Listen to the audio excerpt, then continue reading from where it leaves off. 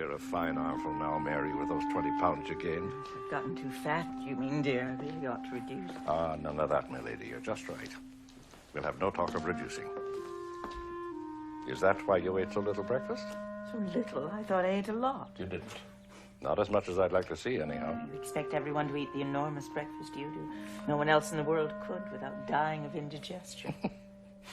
I hope I'm not as big a glutton as that sounds. But thank God I've kept my appetite.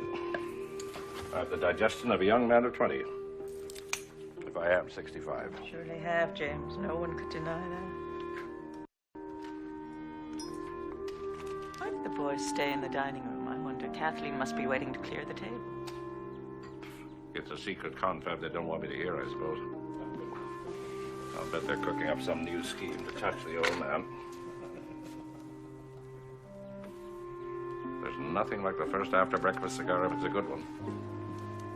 And this new lot have the right mellow flavor. They're a great bargain, too. Got them dead cheap. McGuire put me onto them. I hope he didn't put you on to a new piece of property at the same time. His real estate bargains don't work out so well. I wouldn't say that, Mary. After all, he was the one who advised me to buy that place on Chestnut Street, and I made a quick turnover on it for a fine profit. Yes, I know. The famous one stroke of good luck. Oh, never mind, James. I know it's a waste of breath trying to convince you you're not a cunning real estate speculator. I've no such idea, but land is land. And it's safer than the stocks and bonds of your Wall Street swindlers. Oh, well. Let's not argue about business this early in the morning. Oh, James. It's Edmund you're to scold for not eating enough. He hardly touched anything except coffee. He needs to eat to keep up his strength. I keep telling him that. Oh, he says he simply has no appetite. Of course, there's nothing takes away your appetite like a bad summer cold. Yes, it's only natural, so don't let yourself get worried. Oh, I'm not. I know he'll be all right in a few days if he takes care of himself. But it does seem a shame he should have to be sick right now. Yes, it is bad luck. But you mustn't let it upset you, Mary. Remember, you got to take care of yourself, too. Upset? There's nothing to be upset about. What makes you think I'm upset? Nothing. Except you've seemed a bit high-strung these past few days. I have? Oh, nonsense, dear. It's your imagination. But you really must not watch me all the time, James. I mean, it makes me self-conscious. No, Mary. That's your imagination. If I watched you, it was to admire how fat and beautiful you looked. I can't tell you, my darling, the deep happiness it gives me to see you the way you've been since you came back to us. Your dear old self again, eh? So keep up the good work, Mary. I will, dear.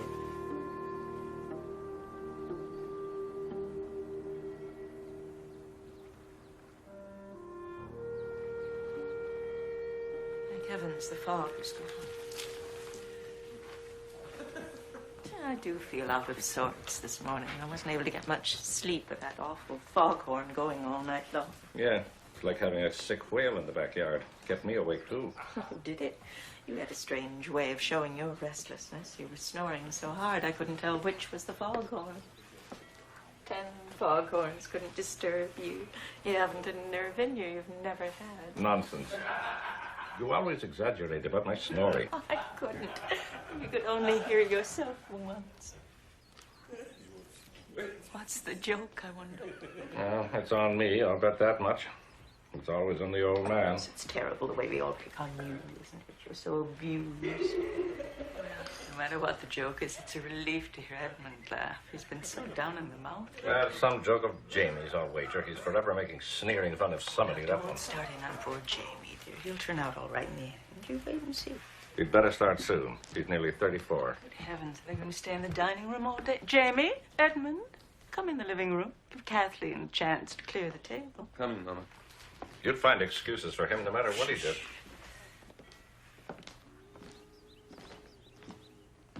I've been teasing your father about his snoring. Now, I leave it to the boys, James. They must have heard you.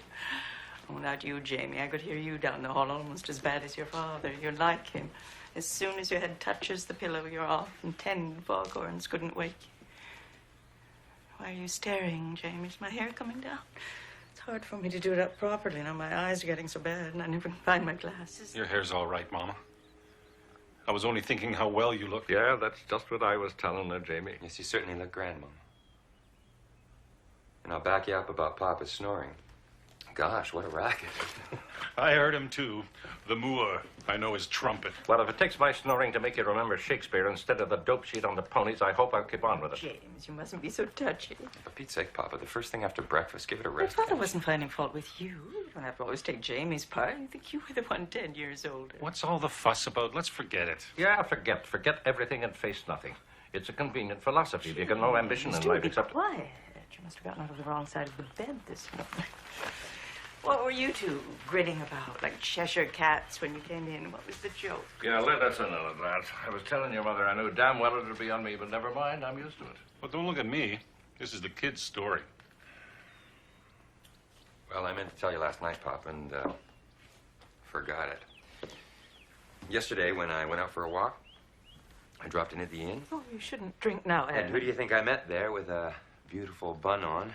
But Shaughnessy, the tenant on that farm. A dreadful man, but he is funny.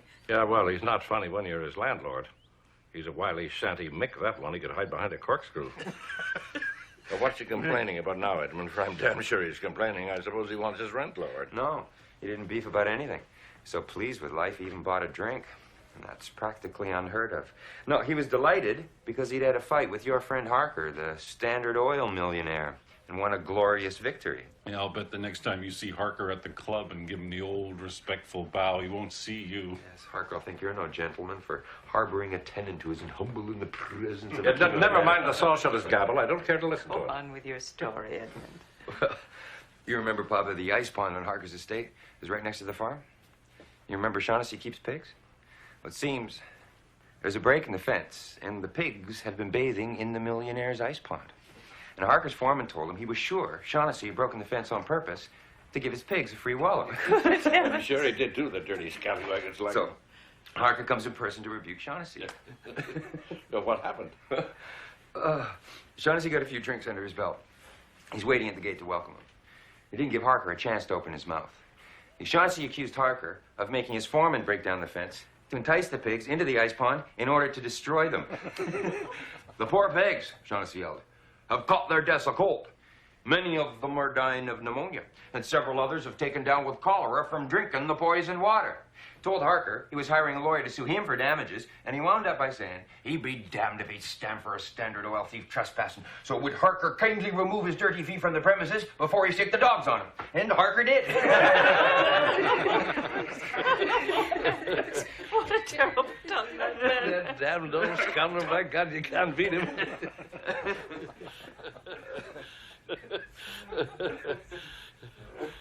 The dirty blackguard. He'll get me into more serious trouble yet. I hope you told him I'd be mad as hell. I told him you'd be tickled to death over the great Irish victory, and so you are. Stop faking, Bob. Well, I'm not tickled to death. You, James. No, Mary, a joke is a joke. What are you laughing at? There's nothing funny. A fine son you are to help that blackguard get me into a lawsuit. James, don't lose And your you're worse than temper. he is encouraging him. I suppose you regret you weren't there to prompt Shaughnessy with a few nastier insults. You got a fine talent for that and nothing There's else. no reason to scold James. For God's sake, Pop, if you're going to start that stuff again, I'll beat it.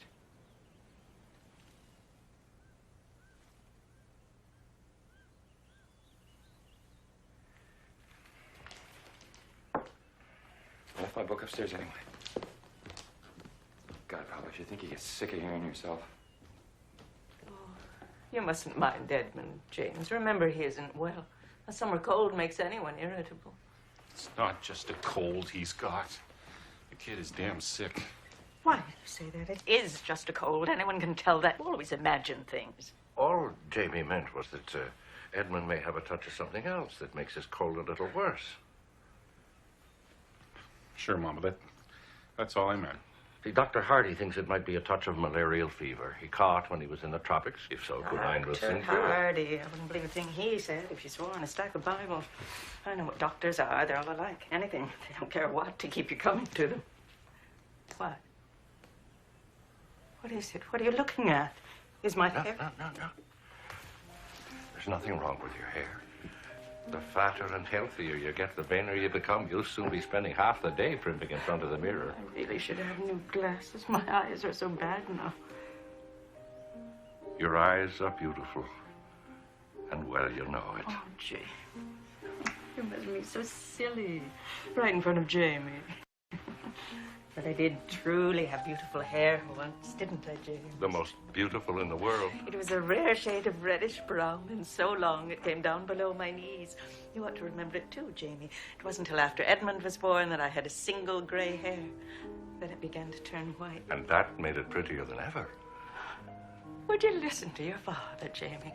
After 35 years of marriage, he isn't a great actor for nothing, is he? What's come over you, James? Are you pouring coals of fire on my head for teasing you about snoring? Well, then, I take it all back.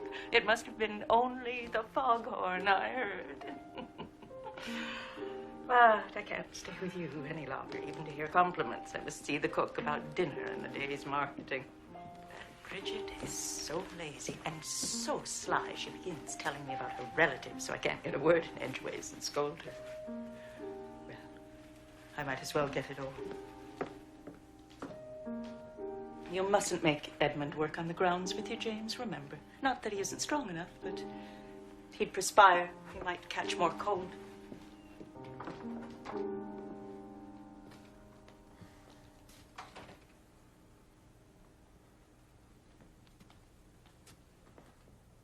You're a fine lunkhead. Haven't you any sense? The one thing to avoid is saying anything that'll get her more upset. Oh, all right. Have it your way. But I think it's the wrong idea to let her go on kidding herself with this summer cold talk. She knows better than that. Knows? Nobody knows yet. Well, I do. I was with Edmund when he saw Doc Hardy on Monday. I heard him pull that touch of malaria stuff. He was stalling. That isn't what he thinks anymore. You know it as well as I do. You talked to him yesterday when you went uptown, didn't you? He couldn't say anything for sure yet. He's to call me today before Edmund goes to him. He thinks it's consumption. Doesn't he, Papa? He said it might be. Poor kid. God damn it. It might never have happened if you'd sent him to a real doctor when he first got sick. What's the matter with Hardy? Huh? He's always been our doctor up here. Everything's the matter with him. Even in this Hickburg, he's rated third class. He's a cheap old quack. That's right. Run him down. Run everyone down. Everybody's a fake to you. Hardy only charges $1. That's what makes you think he's such a fine doctor. That's enough. You're not drunk now. There's no excuse. If you mean I can't afford one of those fine society doctors that prey on the rich summer... You're one of the biggest property owners around here. That doesn't mean I'm rich. It's all mortgage. Yeah, because you keep on buying instead of paying off mortgages. If Edmund was a lousy acre of land you wanted, the sky would be the limit. That's a lie. And your sneers against Dr. Hardy are lies. All right. I'm a fool to argue. Can't change the leopard's spots. No, you can't. You've taught me that lesson only too well. I've lost all hope you'll ever change yours. You dare tell me what I can afford. You've never known the value of $1 and never will. You'll never saved $1 in your life. At the end of each season, you're penniless. You've thrown your salary away every week on whores and My whiskey. salary, Christ. Yeah, well, it's more than you're worth, and you wouldn't get that if it wasn't for me. If you weren't my son, there isn't a manager in the business who'd give you a part. Your reputation stinks so. I never wanted to be an actor. You forced me on the stage. Forced you? You never wanted to do anything except loaf in bar rooms. You'd have been content to sit back like a lazy lunk and sponge off me for the rest of your life. And after all the money I wasted on your education, all you did was get fired and disgraced from every God's college sake, you don't ever drag up that ancient went. Yeah, well, history. it's not ancient history. You have to come home every summer and live on me. I earned my board and lodging working on the ground. Saves you hiring a man. You have to be driven to do even that much.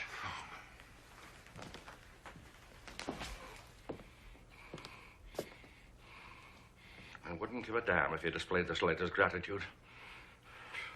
But the only thanks is to have you sneer at me for a dirty miser.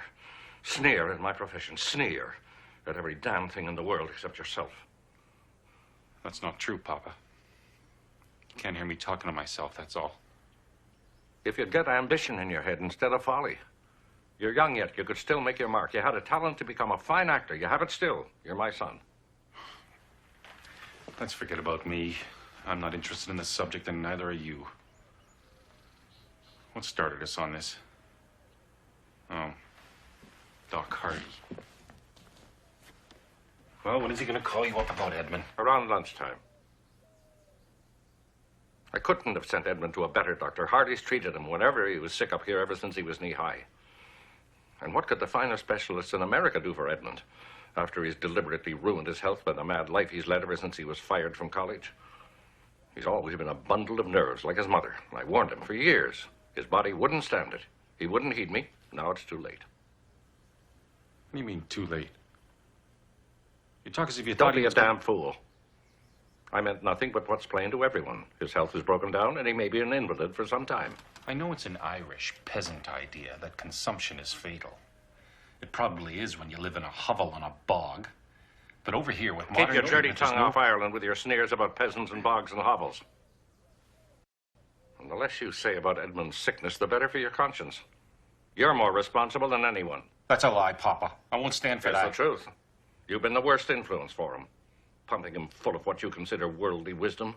When he was too young to see that your mind was so poisoned by your own failure in life, you wanted to believe every man was a knave with his soul for sale, and every woman who wasn't a whore was a fool. All right. I did put Edmund wise to things. But not until I'd seen he started to raise hell and knew he'd laugh at me if I used that good advice older brother stuff. Besides, it's damned rot. He's as stubborn as hell inside. And what he does is what he wants to do, and to hell with anybody else. What had I to do with the crazy stunts he's pulled in the last few years? Working his way all over the map as a sailor and all that stuff. Thought it was a damn fool idea, and I told him so. You can't imagine me getting fun being on a beach in South America or living in a filthy dive drinking rot gut, Well, can at you? least he's had the guts to go off on his own where he couldn't come whining to me the minute he was broke. He's always come home broke finally, hasn't he? And what's his going away got him? Look at him now.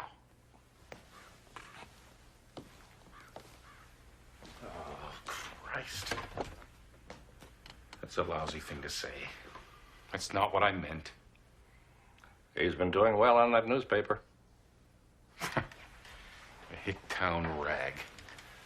Whatever bull they hand you, they tell me he's a pretty bum reporter. If you weren't your son... Well, at least he's made a start.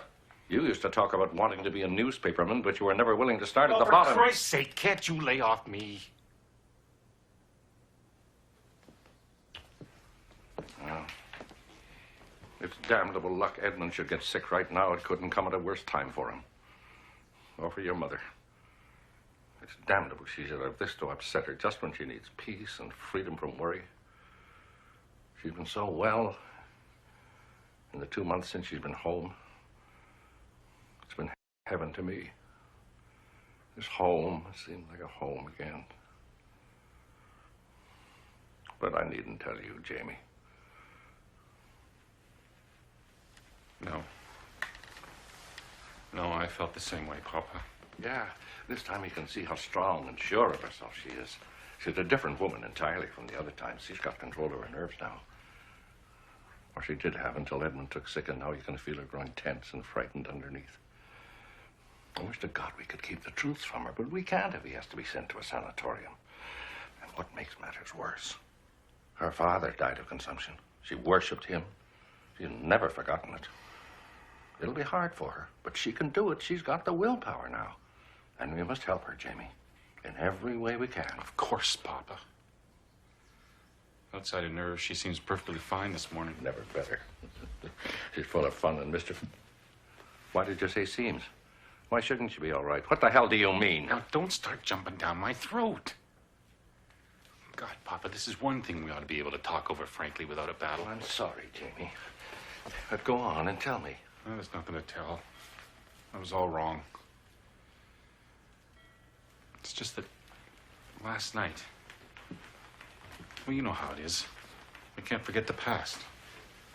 I can't help being suspicious any more than you can. That's the hell of it. It makes it hell for Mama. She watches us watching her. I know. But what was it? Can't you speak out? Around 3 o'clock this morning, I woke up and I heard her moving around in the spare room. Then she went to the bathroom. I pretended to be asleep. She stopped in the hall to listen, as if she wanted to make sure that I was. Is that all? She told me herself the foghorn kept her awake all night. And every night since Edmund's been sick, she'd been up and down going to his room to see how he was. Yes. That's right. She did stop outside his door to listen. It was her being in the spare room that scared me. I couldn't help remembering that whenever she starts sleeping alone in there, it's always been a sign. Not this time. It's easily explained. Where else could she go to get away from my snoring? Good God, how you could live with a mind that sees the worst motives behind everything is beyond me. Don't pull that. I just said I was all wrong, didn't I? Don't you think I'm as glad of that as you are? I'm sure you are, Jamie. Oh, God, it would be like a curse she can't escape of worry over Edmund's sickness.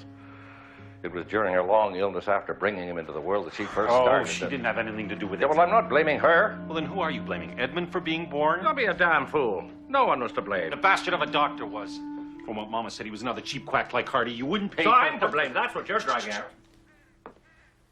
Well, if we're going to go cut that front hedge today, we better get started. Yeah, it's too nice a day to waste indoors arguing.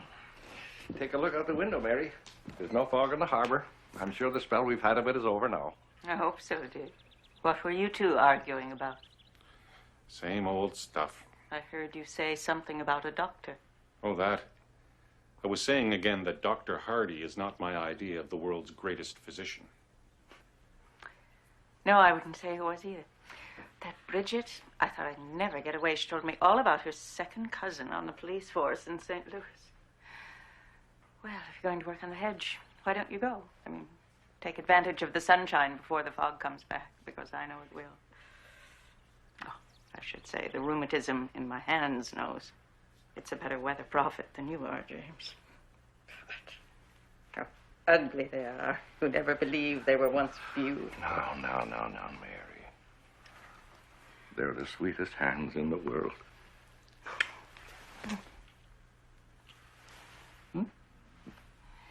Come on, Jamie. Your mother's right to scold us. The way to start work is to start work.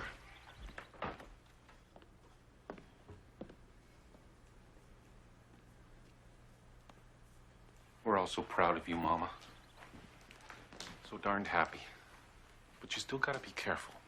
You mustn't worry so much about Edmund. He'll be all right. Well, of course he'll be all right, and I don't know what you mean warning me to be careful. All right, Mama. Sorry I spoke.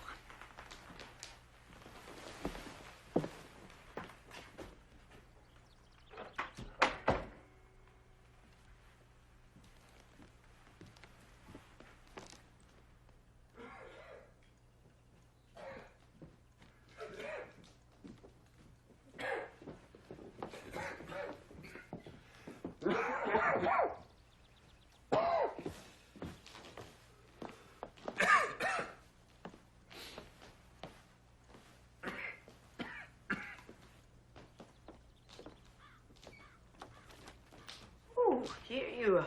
I was just going upstairs to look for you. I waited till they went out. I don't want to mix up in any arguments. I feel too rotten.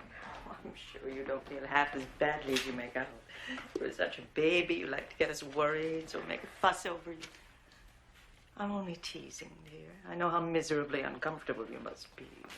Oh, you feel better today, don't you? All the same, you've grown much too thin. You need to rest all you can. Here, sit down. I'll make you comfortable. There. Oh. There. How's that? It's grand, thanks, Mama.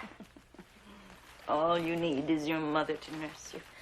Big as you are, you're still the baby of the family to me, you know. You never mind me. You take care of yourself. That's all that counts. But I am, dear. Don't you see how fat I've grown? I'll have to have all my dresses let out.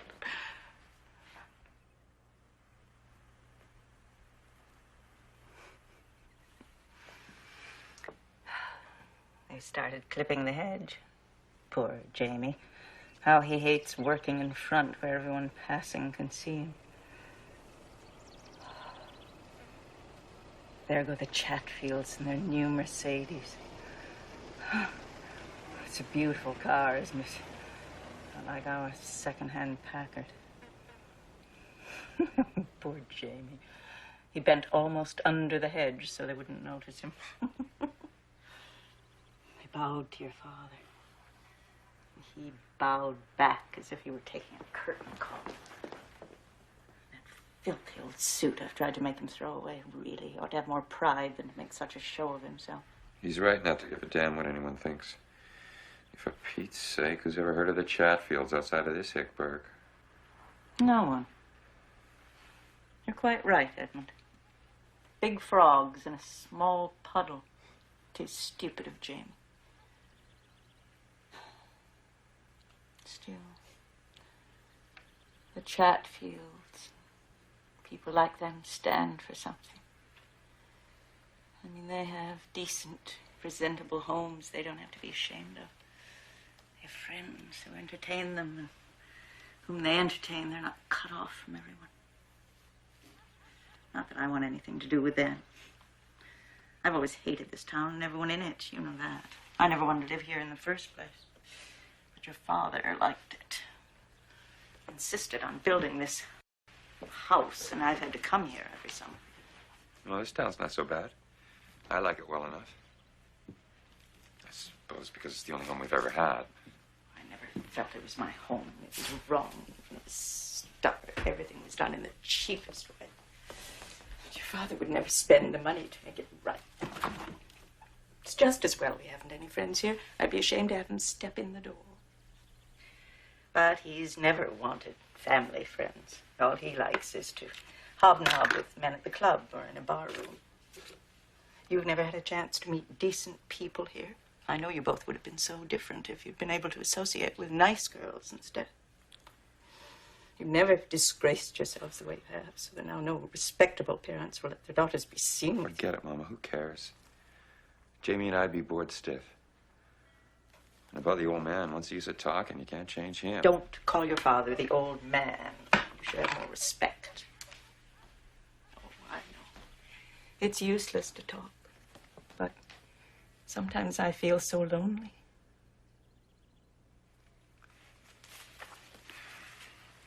Anyway, Mama, you gotta be fair. May have been all his fault in the beginning, but you know that later on, even if he'd wanted to, we couldn't have had people here. I mean, you wouldn't have wanted... Don't.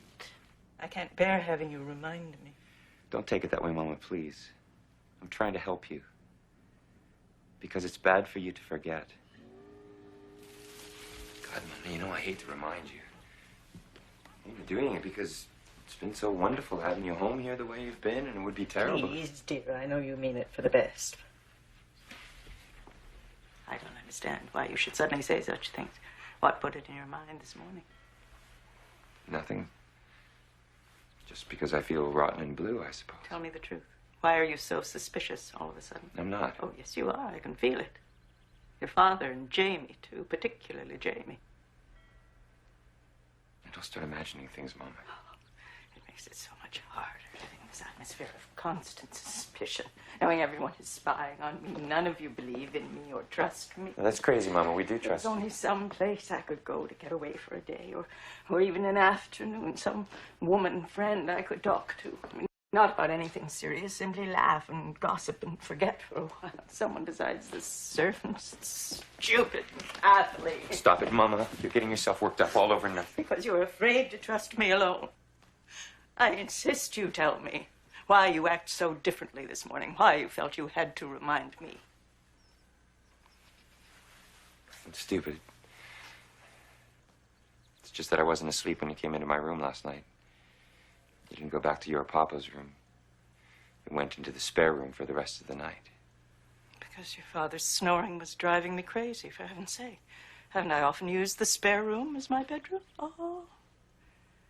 I see what you thought. I That was didn't think anything. So you pretended to be asleep in order to spy on me. No, I did it because I knew if you found out I was feverish and couldn't sleep, it would upset you. Jamie was pretending to be asleep, too, I'm sure. And I suppose your father. Stop it, Mama. I can't bear it, Edmund, when even you... It'd serve all of you right if it was true. Mama, don't say that. That's the way you talk. Stop suspecting me. Please, dear. You hurt me. I couldn't sleep.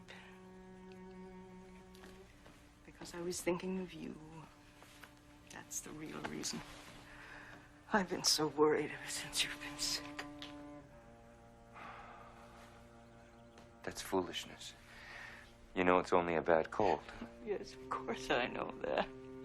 Even if it should turn out to be something worse, I mean, you know I'll soon be all right again anyway.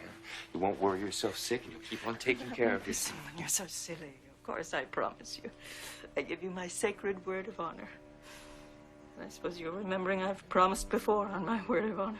No. I'm not blaming you, dear. How can you help it? How can any one of us forget? That's what makes it so hard for all of us. We can't forget. Stop it, Mama. I'm all right, dear. Except I naturally feel tired and nervous this morning after such a bad night. I really ought to go upstairs and lie down until lunchtime and take a nap. What are you going to do? Read here? It'd be much better for you to go out in the fresh air and sunshine. But don't get overheated, remember. Be sure and wear a hat. Or are you afraid to trust me alone? No. Can't you stop talking like that? No, I think you ought to take a nap. I'll go down and help Jamie bear up. I'll have to lie in the shade and watch him work.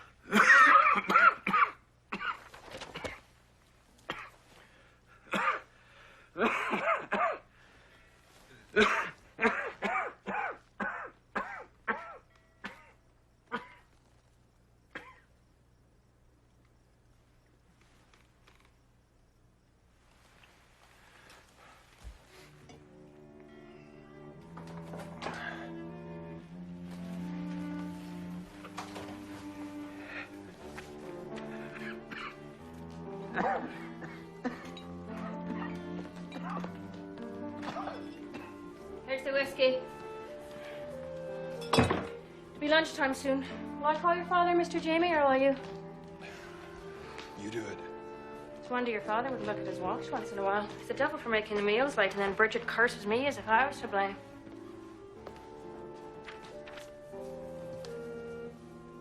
Still, he's a grand, handsome man if he is old. He'll never see the day you're as good looking. Nor Mr. Jamie either.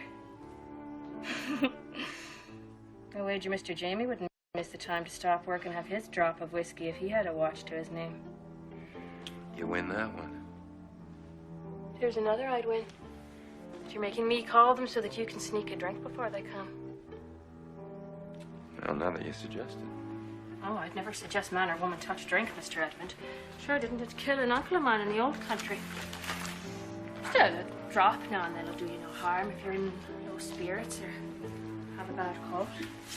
Thanks for handing me a good excuse. You better call my mother. What for? She's always on time without any calling, God bless her. She is some consideration for the She's health. been taking a nap. She wasn't when I finished my work upstairs a while back. She was lying down in the spare room with her eyes wide open. She had a terrible headache, she said. Oh, well, then, just call my father. No wonder my feet kill me at night. Well, I won't go out in this heat and get sunstroke. I'll call from the porch.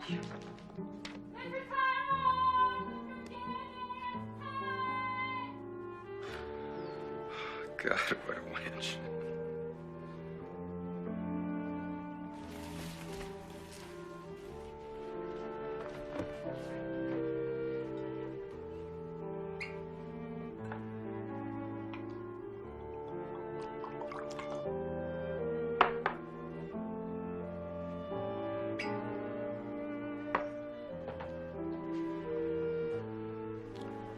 Sneaking one, eh? Yes. I grabbed one while the going was good. Yeah, I was halfway up the walk when Kathleen burst into song.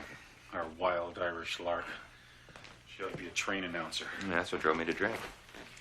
Why didn't you sneak one while you got a chance? Oh, I was thinking of that little thing. The old man was talking to old Captain Turner. Yes, he's still at it.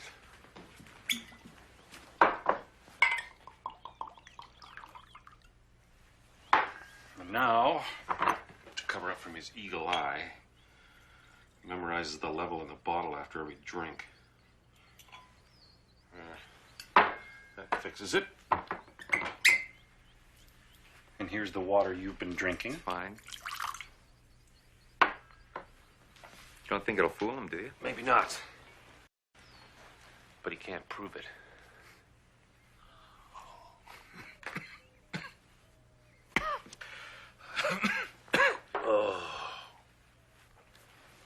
Hope he doesn't forget about lunch, listen to himself talk. I'm hungry. The way I feel, I don't care if I ever eat again. Listen, kid, you know me. I've never lectured you. But Doc Hardy was right when he told you to cut out the red eye. I'm going to. After he hands me the bad news this afternoon.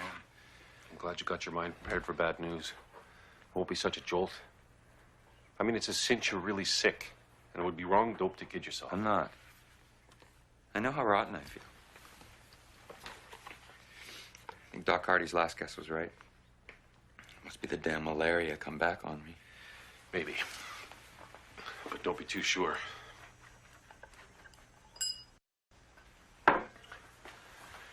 Where's Mama? It's upstairs. When'd she go up? About the time I came down to the hedge, I guess. She said she was going to take a nap. You didn't tell me. Well, why should I? She was tired out. She didn't get much sleep last night. She's been upstairs alone all morning. You haven't seen her? No. I've been reading here. I wanted to give her a chance to sleep. Is she coming down to lunch? Of course. Or she might start taking most of her meals alone upstairs. That's happened before, hasn't Cut it out, Jamie. You're all wrong to suspect anything. When Kathleen saw her not long ago, she was lying down, Kathleen said. In the spare room? Yes, for Pete's sake, what of it? You damn fool. Why didn't you stick around? Why did you leave her alone for so long? Because she accused me and you and Pop of spying on her all the time. She made me feel ashamed. Listen, kid, I know you think I'm a cynical bastard, but remember, I know the game backwards. I've been thinking all morning about the way she acted last night when she thought we were asleep. I haven't been able to think of anything else. And now you tell me she got you to leave her alone upstairs. She didn't. You're crazy. All right, kid, don't start a battle with me. I hope as much as you do I'm crazy. Been as happy as hell because she's coming downstairs. You win that one. I guess I am a damn suspicious louse. Damn, I wish I grabbed another drink. Yeah, me too.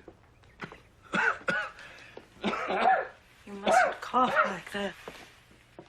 It's bad for your throat. You don't want to get a sore throat on top of your cold. I seem to be always picking on you, telling you don't do this, don't do that. Forgive me, dear. It's just that I want to take care of you. I know, Mama. How about you? Do you feel rested? Oh, yes, ever so much better. I've been lying down ever since you went out. It's what I needed after such a restless night. I don't feel nervous now. That's fine. Where's your father? I heard Kathleen call him. He's gabbing with old Captain Turner, Jamie says. He'll be late as usual. Yeah, she's down there now, interrupting the famous, beautiful voice. She ought to have more respect. It's you who should have more respect. Stop sneering at your father. I won't have it. You ought to be proud you're his son. He may have his faults. Who hasn't? But he's worked hard all his life. He's made his way up from ignorance and poverty to the top of his profession. Remember, your father's getting old, Jamie. You really ought to show more consideration. I ought to? Try up, Jamie. For Pete's sake, Mama, why jump on Jamie all of a sudden? Because he's always sneering at someone else, always looking for the worst weakness in everyone. But I suppose life has made him like that, and he can't help it. None of us can help the things life has done to us. They're done before you realize it. And once they're done, they make you do other things until at last everything comes between you and what you'd like to be, and you've lost your true self forever.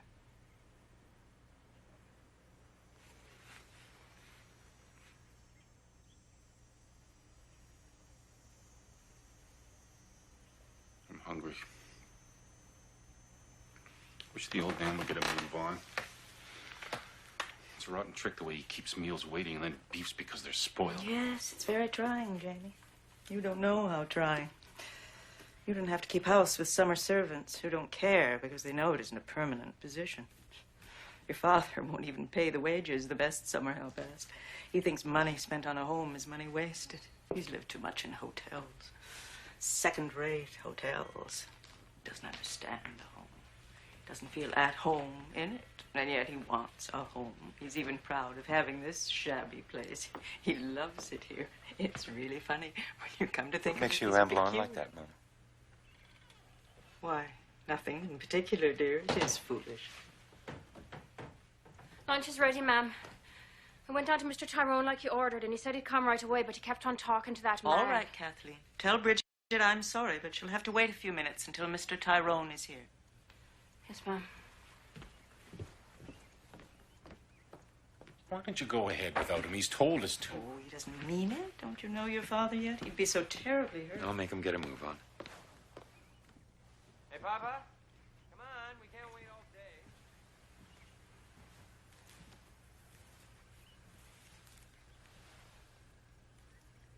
Why do you stare like that? You know. I don't know. Oh, for God's sake, Mama, do you think you can fool me?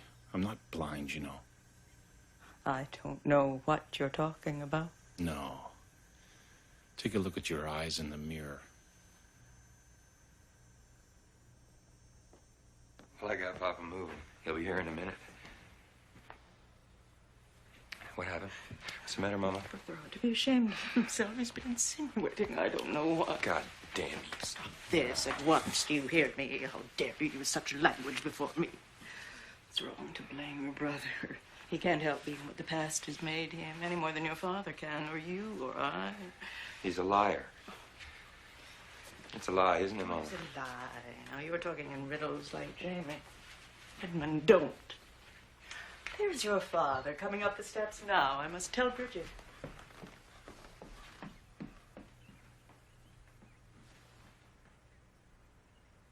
Well? Well, what? You're a liar. Sorry I'm late. Captain Turner stopped to talk. And once he starts gabbing, you can't get away from him. I mean, once he starts listening. It's all right. The level in the bottle hasn't changed. I wasn't noticing that. As if it would prove anything with you around. I'm onto your tricks. Did I hear you say let's all have a drink? Jamie's welcome after his hard morning's work, but I won't invite you. Dr. Hardy. Out of hell with Dr. Hardy. One isn't going to kill me. I feel all in, Papa. Come along, then. It's before a meal, and I've always said that good whiskey, taken in moderation as an appetizer, is the best of tonic. I said in moderation. It'd be a waste of breath mentioning moderation to you. Here's health and happiness. That's a joke. What's a joke? Nothing. Here's how. Drink, Hardy. What's the matter here? There's gloom in the air you could cut with a knife. I thought lunch was ready. I'm hungry as a hunter. Where's your mother? Here I am. I had to calm down Bridget. She's in a tantrum over your being late again, and I don't blame her. If your lunch is dried out from waiting in the oven, she said it served you right. You could like it or leave it for all she cared. Oh, I'm so sick and tired of pretending this is a home. You won't help me. You won't put yourself out the least bit. You don't know how to act in a home. You don't really want one. You never have wanted one since the day we were married. You should have remained a bachelor and lived in second-rate hotels and entertained your friends in bar rooms. Then nothing would ever have happened. Stop talking, Mama. Why don't we go into lunch? Yes, it is inconsiderate of me to dig up the past when I know your father and Jamie must be hungry. I do hope you have an appetite, dear. You really must eat in it. Where's that glass there? Did you take a drink? How can you be such a fool? Don't you know it's the worst thing? You want to blame James. How can you let him? Do you want to kill him? Don't you remember my father? He wouldn't stop after he was stricken. He said doctors were fools. Of course, there's really no comparison at all. I don't know why. For Forgive me for scolding you, James. One small drink won't hurt Edmund. It might be good for him if it gives him an appetite. For God's sake, let's eat. Come on, kid, let's put on the feed bag. Yeah. Go in with your mother, lads. I'll join you in a minute.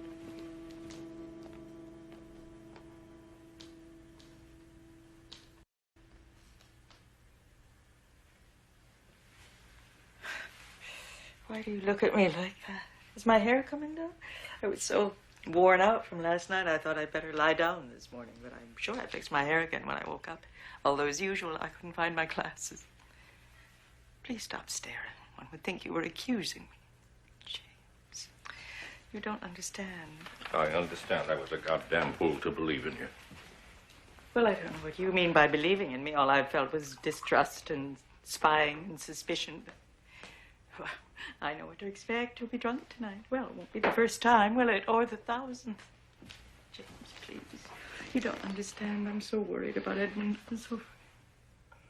I don't want to listen to your excuses, Mary. Excuses? You... Oh, you can't believe that of me. You mustn't believe that, James.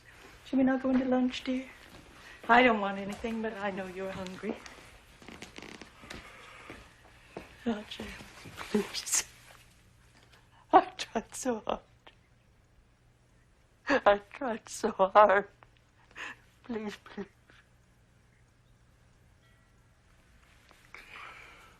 I suppose you did, Mary. But for the love of God, why couldn't you have the strength to keep on? I don't know what you're talking about. I have the strength to keep on what? Never mind. It's no use now.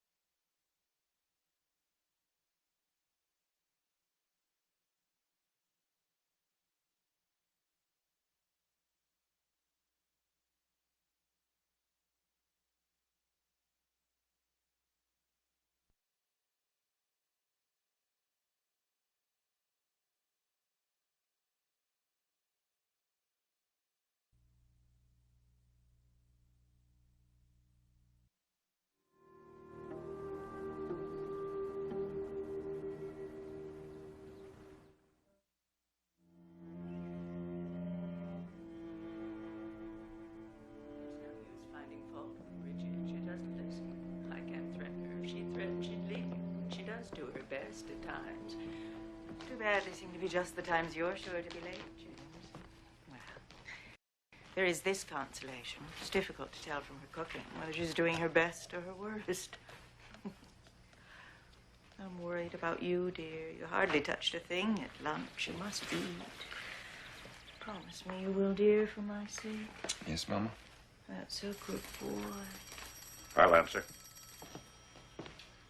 McGuire said he'd call. McGuire must have another piece of property on his list no one would think of buying except your father. Well, it doesn't matter anymore, but it always Hello? seemed to me your father could afford to keep on buying Oh. property. Hello, Doctor. To give me a home.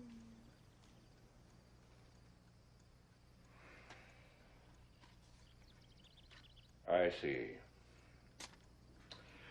Well, you'll explain all about it when you see him this afternoon.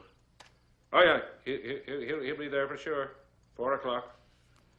I'll drop in myself and have a chat with you before that. Well, I have to come uptown on business anyway. Yeah. Goodbye, Doctor.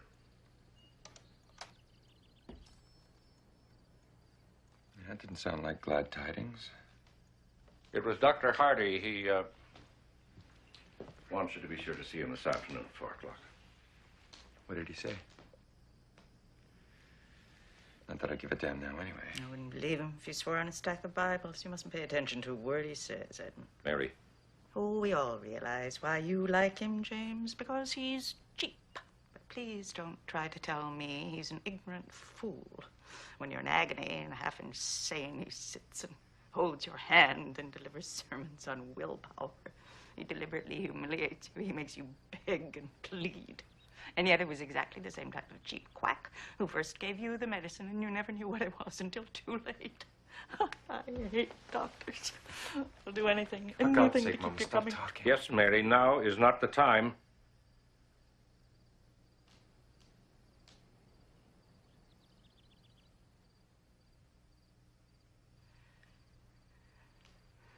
Forgive me, dear, you're right. It's useless to be angry now. I'm going upstairs for a few minutes, if you'll excuse me. I have to fix my hair. That is, if I can find my glasses. I'll be right down. Mary.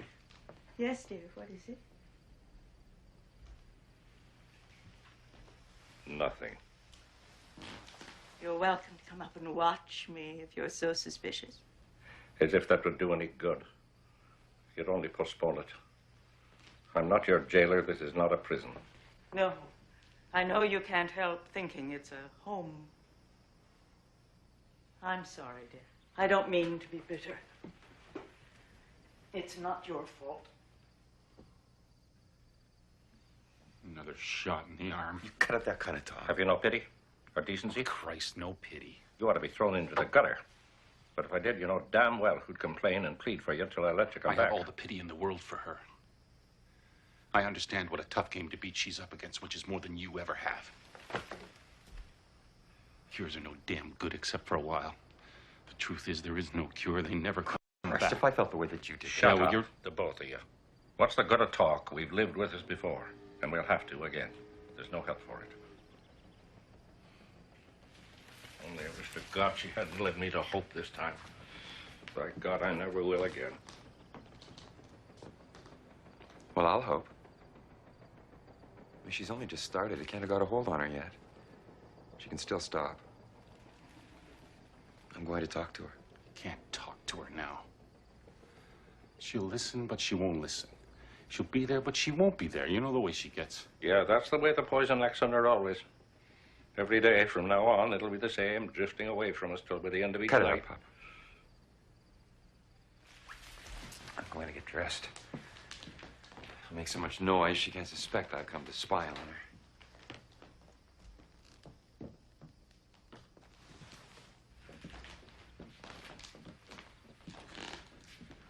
What did Doc Hardy say about the kid? It's what you thought. He's got consumption. God damn it. No possible doubt, he said. They'll have to go to a sanatorium. Yeah. And the sooner the better, Hardy said, for him and everyone around him. He claims that in 6 months to a year, Edmund will be cured if he obeys orders. I never thought a son of mine. Well, it doesn't come from my side of the family. There wasn't one of us that didn't have lungs as strong as an ox. Who gives a damn about that part of it?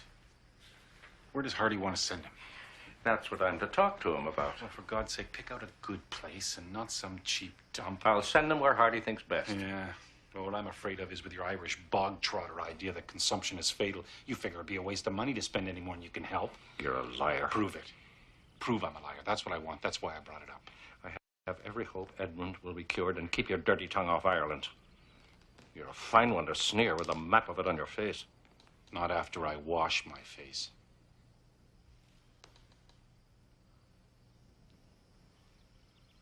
All right. I've said all I have to say. It's up to you. What do you want me to do this afternoon now that you're going uptown? I've done all I can do on the hedge until you cut more of it. You don't want me to go ahead with your clipping, I know that. No. You just get it crooked like you get everything else. Well, maybe I better go uptown with Edmund then. The bad news coming on top of what's happened to Mama might hit him hard. Go with him, Jamie. Keep up your spirits if you can. If you can, without making it an excuse to get drunk. What would I use for money? The last I heard, they were still selling booze, not giving it away. I'll get dressed.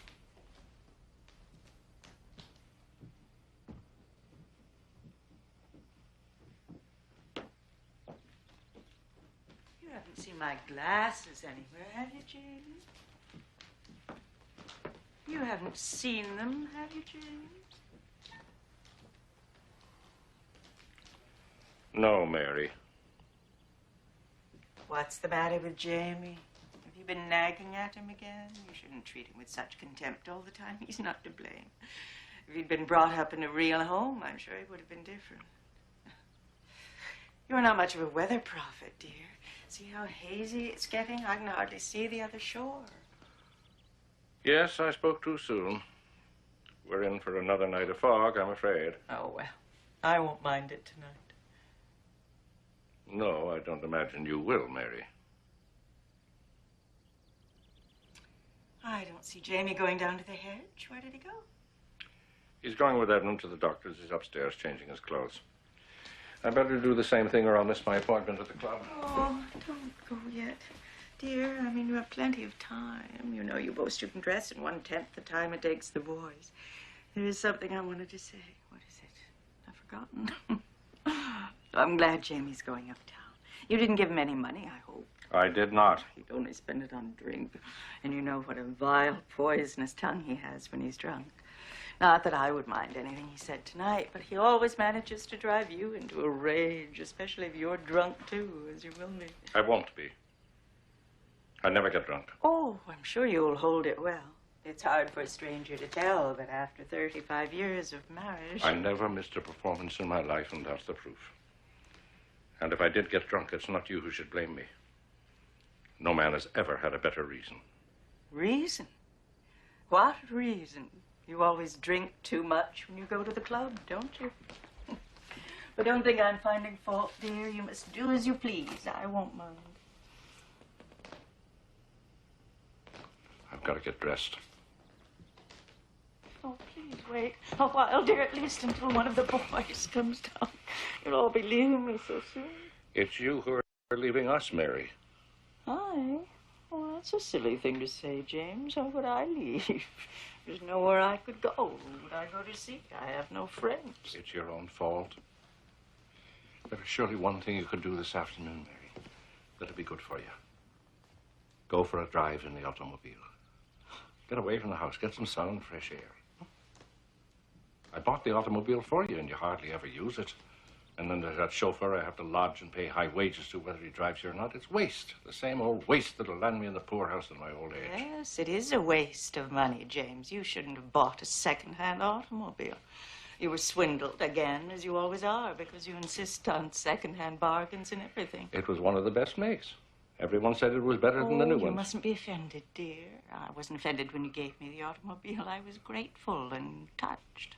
And you buying the car was a hard thing for you to do. And it proved how much you loved me in your way, especially as you couldn't really believe it would do me any good.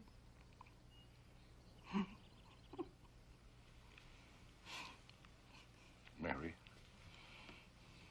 Dear Mary, for the love of God, for my sake, for the boy's sake, and for your own, won't you stop now? James, please. Stop what? What are you talking about?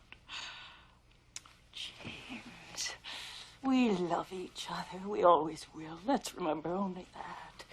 Not try to understand what we cannot understand, or help things that cannot be helped, things life has done to us we cannot excuse or explain.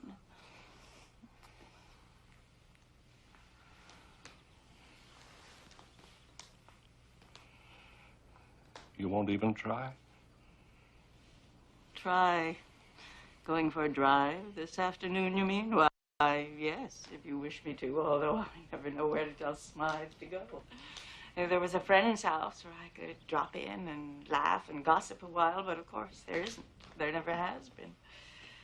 At the convent, I had so many friends, girls whose families lived in lovely homes. I'd visit them, they'd visit me in my father's home, only naturally after I married an actor.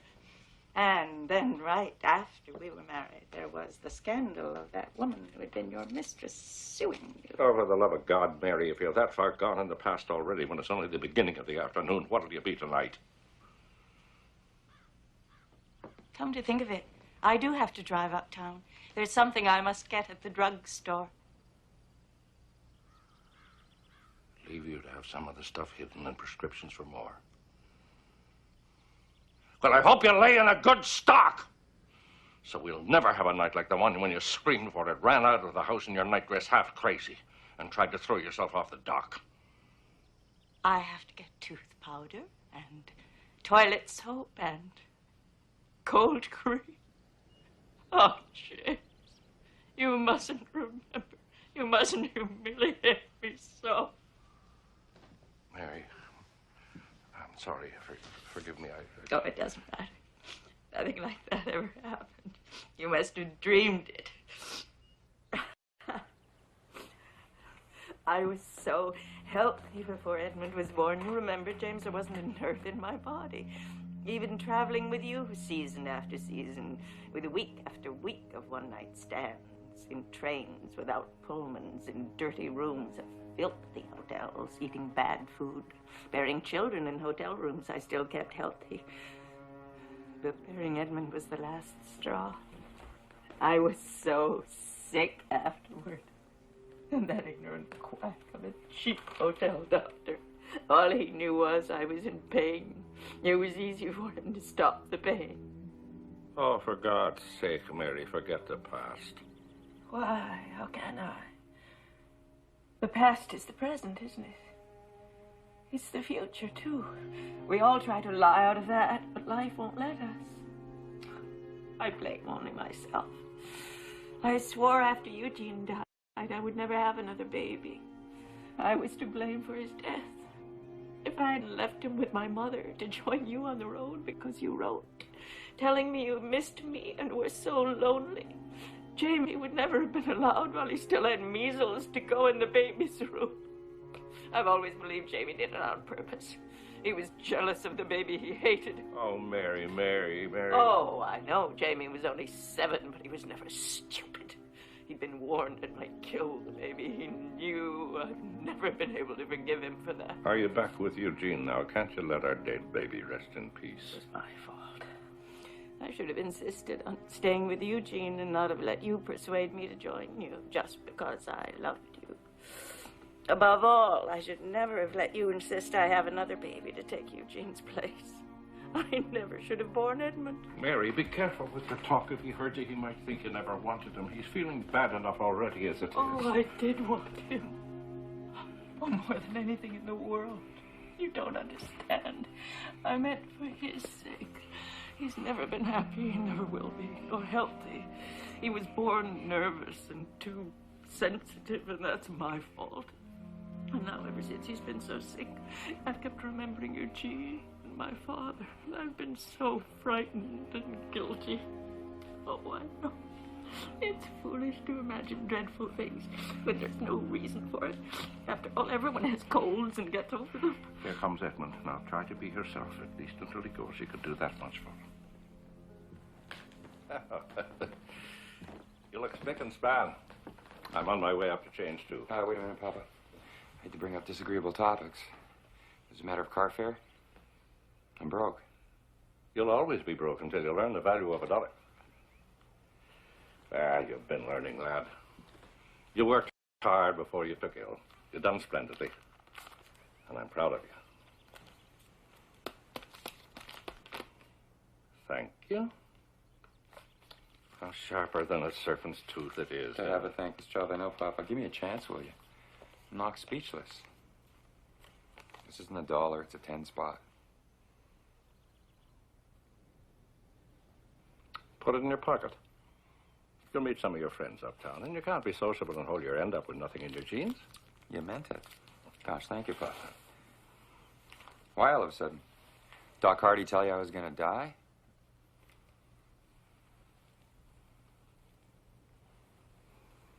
That's a rotten crack. I was only kidding. I'm very grateful, Warner. You're welcome, lad. I won't have it. Do you hear, Edmund? Such morbid nonsense. Saying you're going to die, you think you didn't want to live.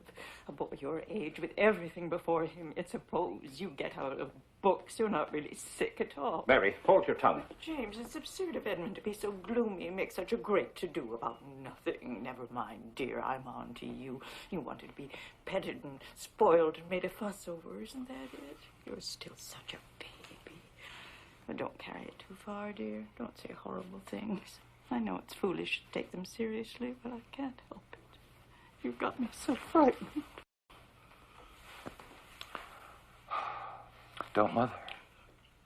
Look, maybe if you ask your mother now what you said you were going to... Oh, look at the time. I gotta shake a leg here.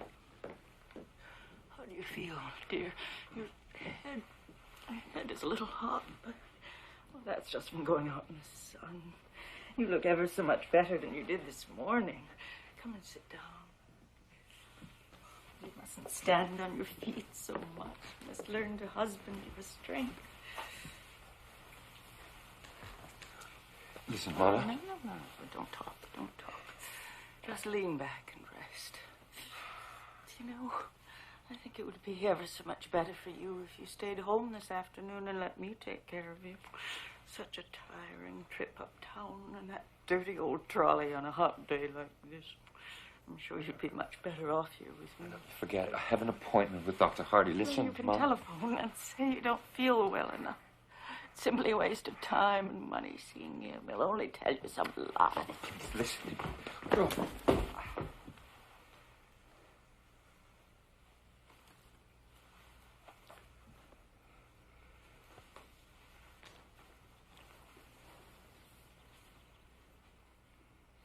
I want to ask you something.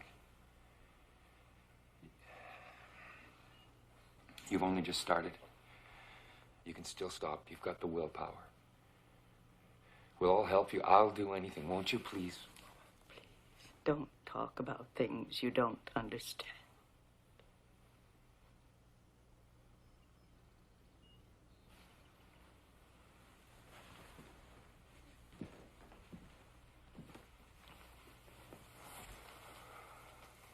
All right. I give up. I knew it was no use. Anyway, I don't know what you're referring to, but you should be the last one. Right after I returned from the sanatorium, you began to be ill. The doctor there had warned me I must have peace at home with nothing to upset me, and all I've done is worry about you. But that's no excuse. I'm only trying to explain. It's not an excuse. Promise me, dear, you won't believe I made you an excuse. What else can I believe? Nothing. I don't blame you. How can you believe me when I can't believe myself? I've become such a liar. Well, I never used to lie about anything once upon a time. Now I have to lie, especially to myself. But how can you understand when I don't myself? I've never understood anything about it, except that one day long ago I found I could no longer call my soul my own. But someday, dear, I will find it again. Someday when you're all well, I see you healthy, happy, successful. I don't have to feel guilty anymore. Someday when the Blessed Virgin Mary forgives me and gives me back the faith in her love and pity I had in my convent days, and I can pray to her again. Oh, I will be so sure of myself. But of course you can't believe that either. Come to think of it, you might as well go uptown. I forgot I'm taking a drive. I have to go to the drugstore. You would hardly want to go there with me. You'd be so ashamed. Mom, I don't. I suppose you will divide that $10 your father gave you with Jamie. You always divide with each other, don't you? Like good sports. Well, I know what he'll do with his share. Get drunk someplace where he can be with the only kind of woman he understands or likes. Oh, Edmund, promise me you won't drink. It's so dangerous. You know Dr. Hardy. I thought he was an old idiot. Edmund. Come on, kid, let's beat it.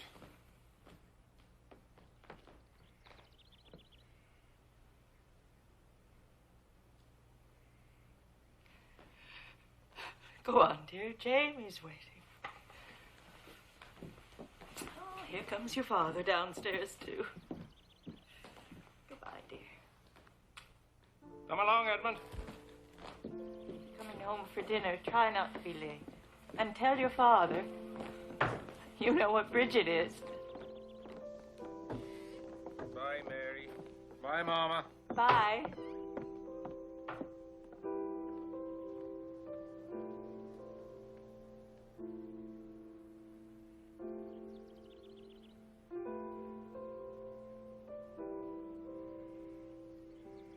It's so lonely here.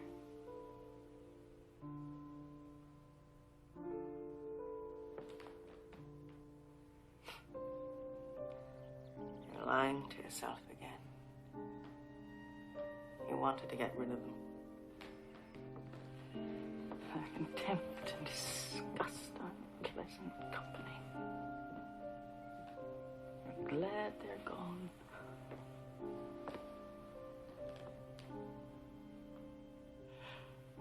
And Mother of God, why do I feel so lonely?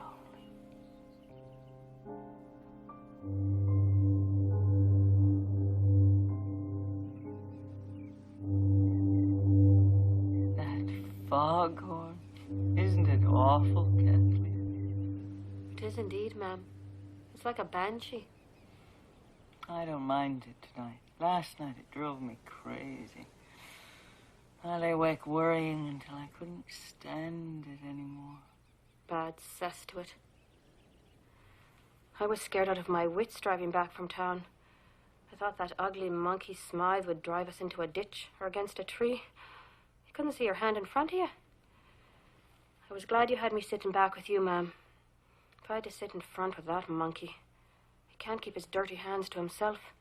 Give him half the chance and he's pinching me on the leg or you know where. Begging your pardon, ma'am, but it's true. It isn't the fog I mind, Kathleen. I really love fog. They say it's good for the It complexion. hides you from the world and the world from you. No one can find or touch you anymore. Oh, I wouldn't care if Smythe was a fine, handsome man. Like some chauffeurs I've seen. I've told him. He must think I'm hard up to notice a monkey like you. I've warned him. I'll give a clout that I'll knock you into next week. So I will. It's the foghorn I hate. He won't let you alone. He keeps reminding you, warning you, calling you back. But he can't tonight. It's just an ugly sound. It doesn't remind me of anything. Except perhaps Mr. Tyrone's snores. I've always had such fun teasing him about it. He has snored ever since I can remember, especially when he's had too much to drink. And yet he's like a child. He hates to admit it. Well, I suppose I snore from time to time.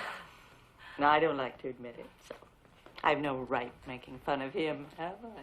Oh, sure, everybody healthy snores. It's a sign of sanity, they say.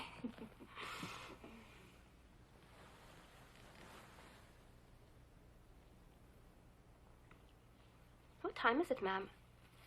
I ought to be back in the kitchen. No, don't go, Kathleen. I don't want to be alone yet.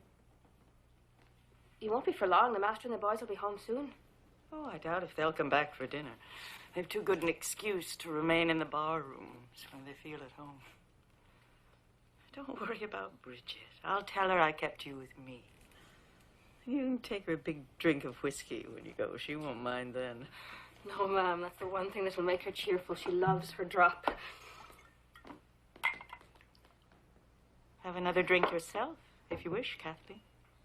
Oh, I don't think I'd better. I can feel the one I've had already. Well, maybe another one won't harm.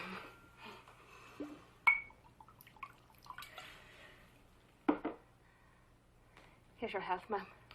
I really did have good health once, Kathleen, but that was long ago. The master's sure to notice what's gone from the bottle. He has the eye of a hawk for that. Oh, we'll play Jamie's trick on him. Just measure out a few drinks of water and pour them in.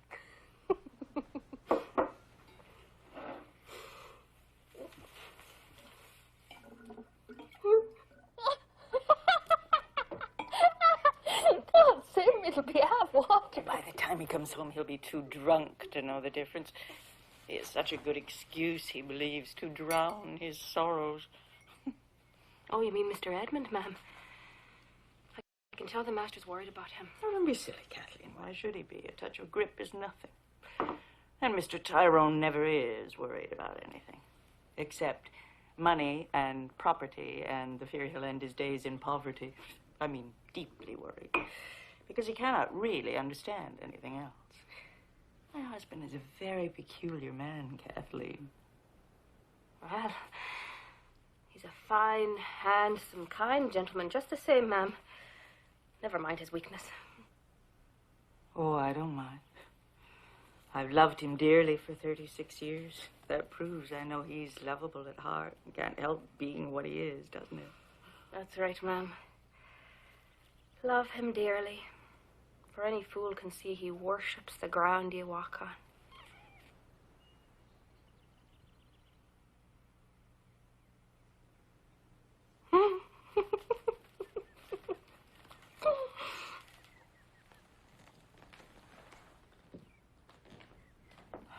How thick the fog is. I can't see the road. All the people in the world could pass by. I would never know. I wish it was always that way. It's getting dark. Will soon be night, thank goodness. It was kind of you to keep me company this afternoon, Kathleen. I would have been lonesome driving uptown alone. Sure, wouldn't I rather ride in a fine automobile than stay here and listen to Bridget's lies about her relations? It was like a vacation, Mom. There's one thing I didn't like. Oh, what was that, Kathleen? The way the man in the drugstore acted when I took in the prescription for you. Impudence, I've had. What are you talking about? Oh, of course. I'd forgotten the medicine for my rheumatism. What did the man say? Not that it matters. Well, it mattered to me then. I'm not used to being treated like a thief. He gives me a long look and says insultingly, "Where did you get hold of this then?" And I says, "It's none of your damn business, but if you must know, it's for the lady I work for, Mrs. Tyrone, who's sitting out there in that automobile." That shut him up quick. He gives a look out at you and says, "Oh," and then goes to get the medicine. Yes. He knows me. I have to take it because there's no other that can stop the pain. All the pain. I mean, in my hands. Poor hands. You'd never believe it, but they were once one of my good points, along with my hair and eyes. They were musicians' hands. I used to love the piano. I worked so hard at my music in the convent. Mother Elizabeth and my music teacher both said I had more talent than any student they remembered. My father paid for special lessons. He spoiled me. He would do anything I asked. He would have sent me to Europe to study after I graduated from the convent. I might have gone if I hadn't fallen in love with Mr. Tyrone. Or I might have become a nun. I had two dreams. To be a nun, that was the more beautiful one. Be a concert pianist, that was the other. I haven't touched a piano in so many years. I couldn't play now with such crippled fingers, even if I wanted to. See, Kathleen? How ugly they are. So maimed and crippled. You'd think they'd been through some horrible accident. So they have, come to think of it. I won't look at them. They're worse than the foghorn for reminding me. But even they can't touch me now. They're far away. I see them. But the pain is gone. You've taken some of the medicine. It made you act funny, ma'am. If I didn't know better, I think you'd a drop taken. It kills the pain. You go back until at last you are beyond its reach. Only the past, when you were happy, is real. If you think Mr. Tyrone is handsome now, Kathleen, you should have seen him when I first met him. He had the reputation of being one of the best-looking men in the country. The girls in the convent who had seen him act or seen his photographs used to rave about him. He was a great matinee idol then, you know. Women used to wait at the stage door just to see him come out. You can imagine how excited I was when my father told me that he and James Tyrone had become friends and that I was to meet him when I came home for Easter vacation. I showed the letter to all the girls and how envious they were. My father took me to see him act first. It was a play about the French Revolution, and the leading part was a nobleman. Oh, I couldn't take my eyes off him. I wept when he was thrown in prison. And then I was mad at myself because I was afraid my eyes and nose would be red. My father had said we'd go backstage to his dressing room right after the play, and so we did. I was so bashful. All I could do was stammer and blush like a little fool. But he didn't seem to think I was a fool. I know he liked me from the first moment we were introduced. I guess my eyes and nose couldn't have been red after all.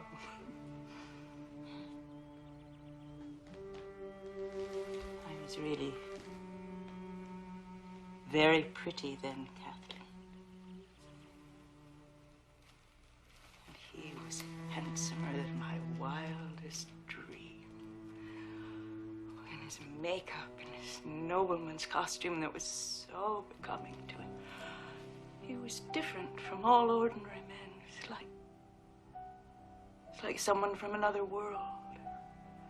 Then at the same time, he was simple and kind and unassuming, not a bit stuck up or vain. I fell in love right then. So did he told me afterward. I forgot all about becoming a nun.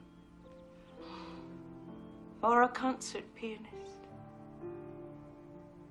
All I wanted was to be his wife.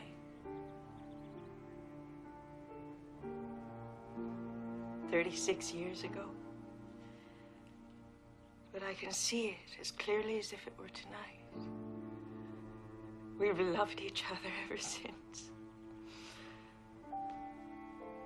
And in all those 36 years, there has never been a breath of scandal about him. I mean, with any other woman. Never. Since he met me. That has made me so very happy, Kathleen. It has made me forgive so many other things. Well, he's a fine gentleman and you're a lucky woman. Can I take the drink to Bridget now, ma'am? It must be near dinner time and I ought to be in the kitchen helping her. Yes, go. I don't need you now. He won't be alone for long. The master and the boys will be home soon. No, they won't come. Tell Bridget we won't wait. You can serve dinner promptly at 6:30. I'm not hungry, but I'll sit at the table. We'll get it over with. You ought to eat something, ma'am. It's a queer medicine if it takes away your appetite. What medicine? I don't know what you mean. You'd better take the drink to Bridget. Yes, ma'am.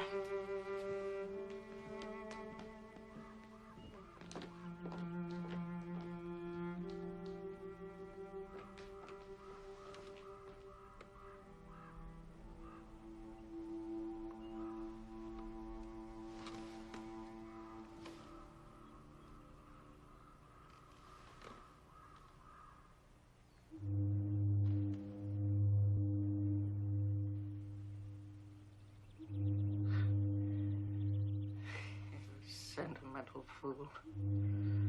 What is so wonderful about that first meeting between a silly romantic schoolgirl and a matinee idol?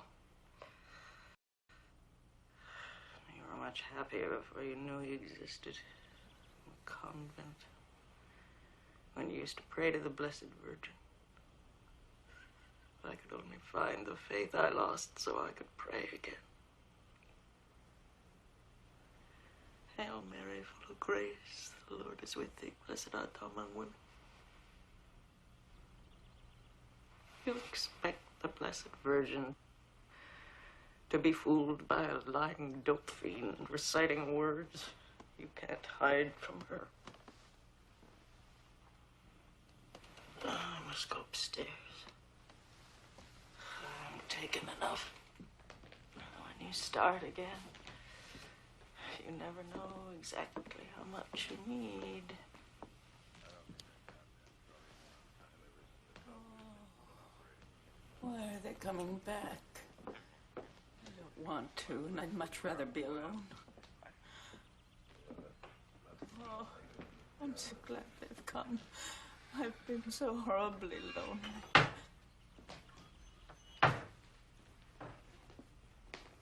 Are you there, Mary? I'm here, dear. In the living room. I've been waiting for you. Oh, I'm so happy you've come. I'd given up hope. I was afraid you wouldn't come home. It's such a dismal, foggy evening. I'm sure it's much more cheerful in the bar rooms uptown where there are people you can talk and joke with. I'm all the more grateful to you for coming home. Come and sit down. Dinner won't be ready for a minute yet. You're actually a little early. Well, wonders never cease. Here's the whiskey, dear. Shall I pour a drink for you? And you, Edmund? I don't want to encourage you, but one before dinner is an appetizer. Can't do any harm. Where's Jamie? Oh, of course.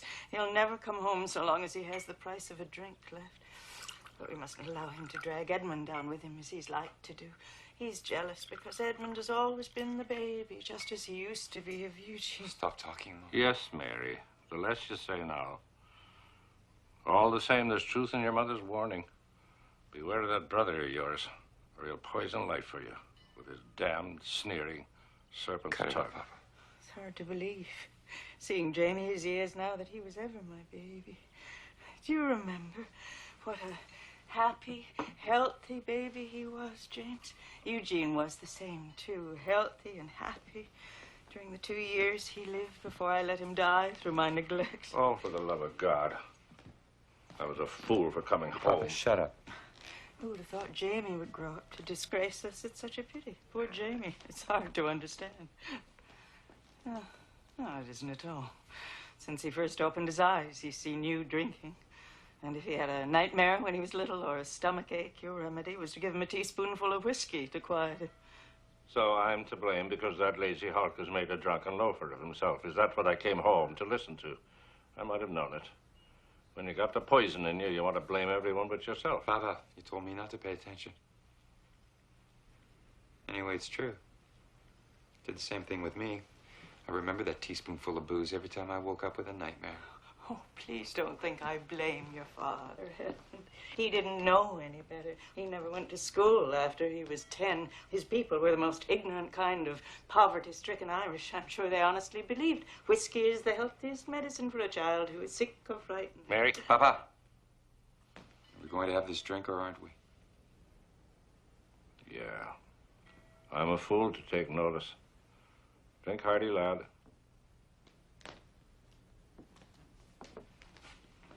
I'm sorry if I sounded bitter, James. I'm not. But I did feel a little hurt when you wished you hadn't come home. I was so relieved and happy when you came and grateful to you.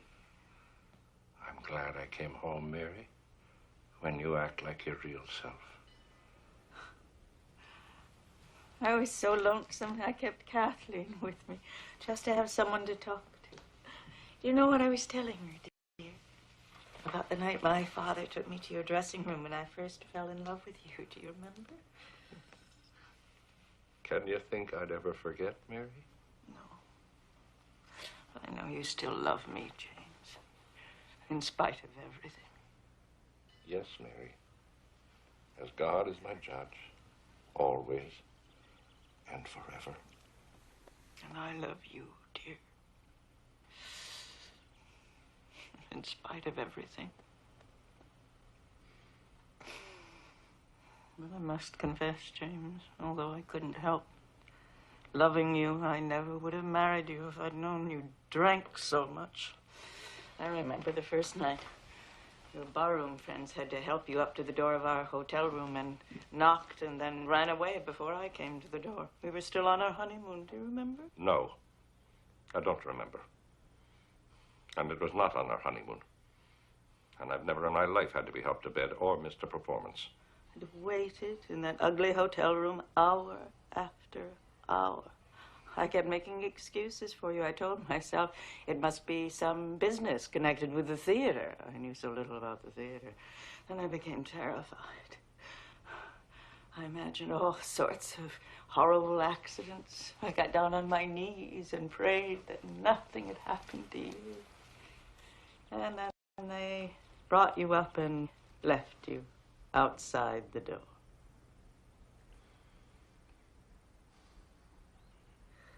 I didn't know how often that was to happen in the years to come, how many times I was to wait. In ugly hotel rooms, I became quite used to it. Christ, no wonder.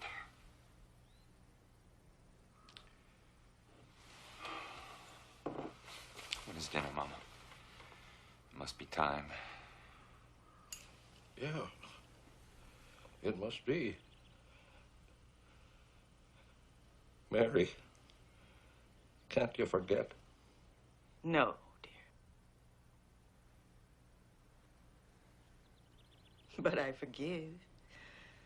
I always forgive you. So don't look so guilty. I'm sorry I remembered out loud. I don't want to be sad or to make you sad. I want to remember only the happy part of the past. Do you remember our wedding, dear?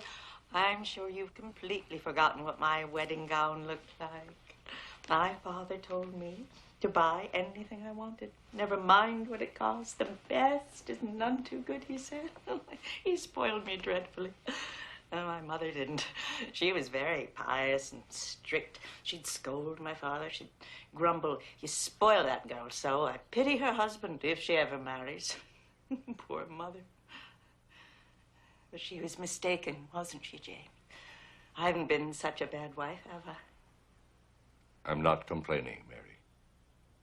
At least I've loved you dearly and done the best I could under the circumstance. Oh, I love that gown. It was made of soft, shimmering satin trimmed with wonderful old duchesse lace and tiny ruffles round the neck and sleeves. Rigged in with the folds that were draped in a bustle effect in the back. My father even let me have duchesse lace on my white satin slippers and lace with the orange blossoms in my veil. Oh, it was so beautiful. Where is it now, I wonder? I kept it wrapped in tissue paper in my trunk. I used to take it out from time to time when I was lonely, but it always made me cry, and so finally, a long while ago,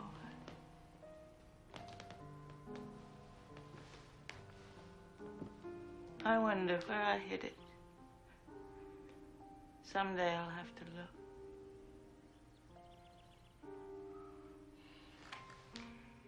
Isn't it dinner time, dear?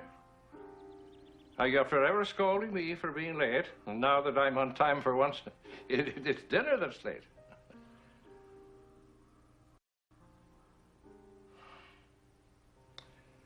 Well, if I can't eat yet, I can drink.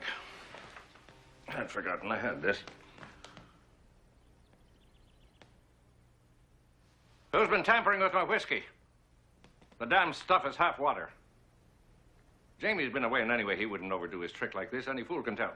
Mary, answer me. Well, I hope to God you haven't taken to drink on Shut top up, of it. Pop. You treated Kathleen and Bridget, isn't that it, Mama? Yes, of course. They work hard for poor wages. And I'm the housekeeper, I have to keep them from leaving. Besides, I wanted to treat Kathleen because I had her go uptown with me and sent her to get my prescription filled. For God's sake, Mama, you can't trust her.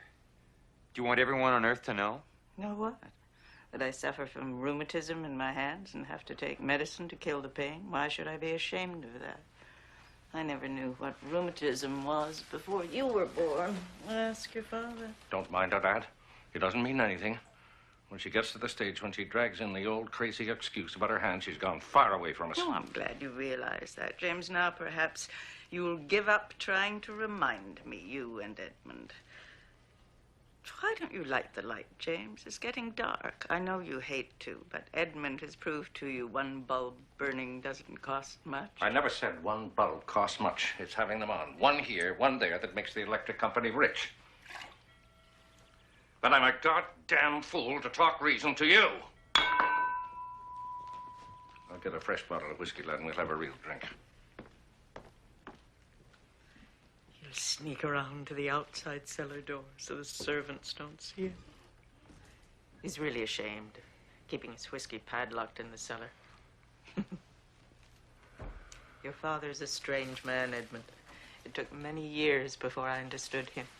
You must try to understand and forgive him, too, not feel contempt, because he's close-fisted. Your father had to go to work in a machine shop when he was only 10 years old. For Pete's sake, Mama, I've heard Papa tell that machine shop story 10,000 times. Yes, dear, you've had to listen, but I don't think you've ever tried to understand. Listen, Mama. You're not so far gone yet, you've forgotten everything. You haven't asked me what I found out this afternoon. Don't you care a damn? Oh, please, dear, you But what I've got is serious, Mama. Doc Hardy knows for sure now. Lying old quack. He brought in a specialist to examine me so that he would be absolutely sure. Told you what the doctor at the sanatorium, who really knows something, said about the way he treated me. He said he ought to be locked up. He said it was a wonder I hadn't gone mad. I told him I had once. The time I ran down in my nightdress to throw myself off the dock. You remember that, don't you? Yes, I remember that. It's right after that Pop and Jamie decided they couldn't hide it from me anymore. Jamie told me. I called him a liar. But I knew he wasn't lying. God, it made everything in life seem rotten. Oh, don't. Oh, my baby. You hurt me so dreadfully. It was you who brought it up. Listen, Mama. I'm going to tell you this whether you want to hear it or not. I've got to go to a sanatorium. Go away? No. No, how dare Dr. Hardy advise such a thing without consulting me? How dare your father allow him? What right has he? You're my baby.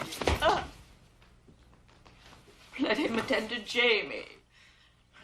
I know why he wants you sent to a sanatorium, to take you from me. He's been jealous of every one of my babies. He's jealous of you most of all. Stop talking crazy, Mama.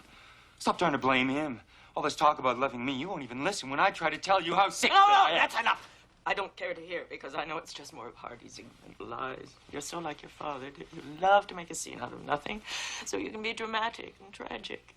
They gave you the slightest encouragement. You tell me next we're gonna die. People do die of it, Mother. Your own father died of it. No comparison at all with you. He had consumption. I forbid you to remind me of my father's death. Do you hear me? Yes, I hear you, Mama. I wish to God I didn't. It gets pretty hard to take at times, having a dope fiend for a mother.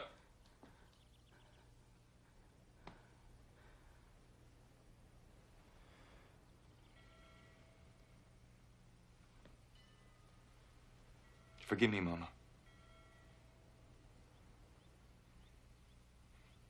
I was angry. You hurt me.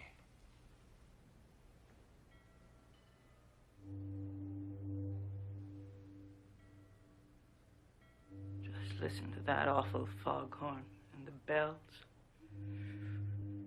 Why is it fog makes everything sound so sad and lost, I wonder?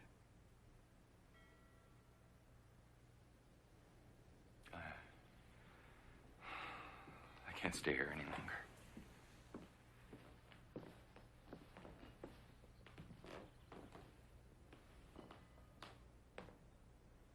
I don't want any dinner.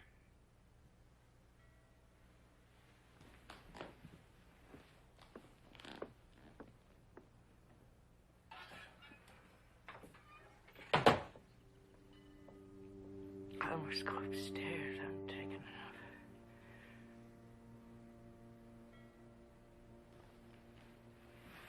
I hope some time, without meaning to, I will take an overdose. I never could do it deliberately. The Blessed Virgin would never forgive me then. The padlock is all scratched. That drunken loafer's tried to pick the lock with a piece of wire the way he's done before. And I fooled him this time. It's a special padlock a professional burglar couldn't pick. Where's Edmund? He went out. Perhaps he's going uptown again to find Jamie. He said he didn't want any dinner. Doesn't seem to have any appetite these days. But it's just a summer cold. Oh, James, I'm so frightened. I know he's going to die. Don't say that. It's not true. They promised me in 6 months he'd be cured. You don't believe that.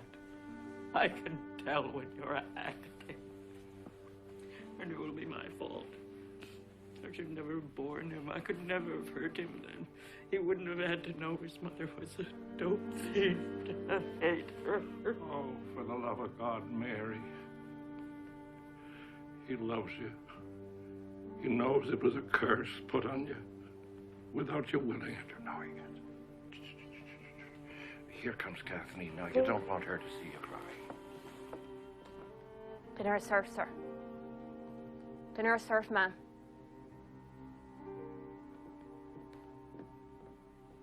Come along, dear. Now, let's have our dinner, huh? I'm as hungry as a hunter.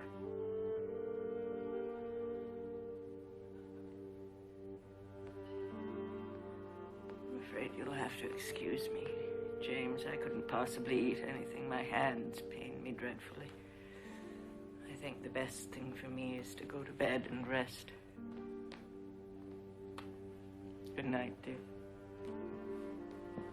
I have to take more of that goddamn poison, is that it? You'll be like a mad ghost before the night's over. I don't know what you're talking about. You say such mean, bitter things when you've drunk too much.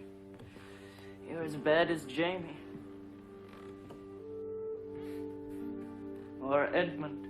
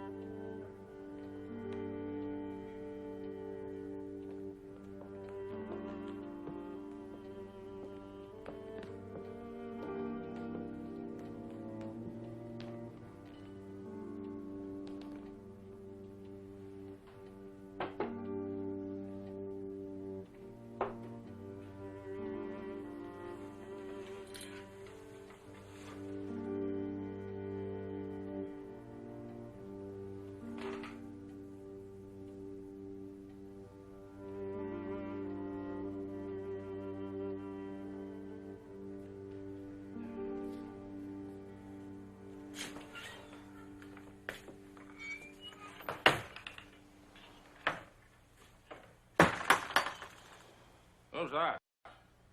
Is it you, Edmund? Yes. Ow! Turn out that light before you come in. I'm glad you've come, lad. I've been damn lonely. You're a fine one to run away and leave me to sit alone here all night when you know that... I told you to turn out that light. We're not giving a ball. There's no reason to have the house ablaze with electricity this time of night, burning up money. Blaze of electricity, it's one bulb. Hell, everyone leaves a light on in the hall till they go to bed. Ow. Damn near busted my knee on that hat stand. The light from here shows in the hall. You can see your way well enough if you were sober. If I was sober, oh, I like that. I don't give a damn what other people do. If they want to be wasteful fools for the sake of show, let them be. It's one bulb. Christ, don't be such a cheapskate. I've proved by figures if you left the light bulb on all night, it wouldn't be as much as one drink. To hell with your figures. The proof is in the bills I have to pay. Yes, facts don't mean a thing, do they? But you want to believe that's the only truth. Shakespeare was an Irish Catholic, for example. So he was. The proof is in his plays. Well, he wasn't. There's no proof of it in his plays. Except to you. Duke of Wellington is another good Irish Catholic. I never said he was a good one. Look, I'm not going to argue with you. I told you to turn out that light in the hall. I hear you. As far as I'm concerned, it stays on. None of your damned insolence.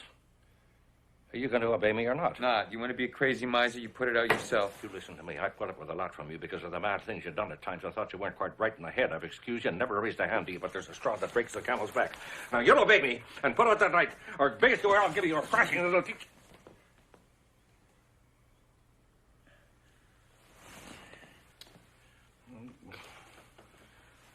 Forgive me, lad. I forgot. You shouldn't goad me into losing my temper. Oh, forget it, Papa. I apologize, too.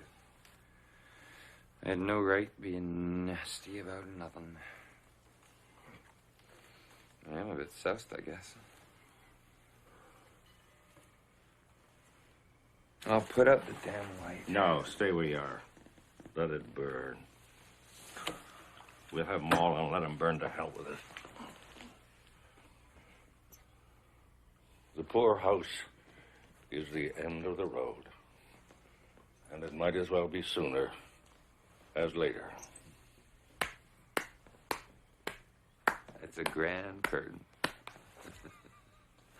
Oh, you're a wonder, Papa. That's right. Laugh at the old fool, the poor old ham.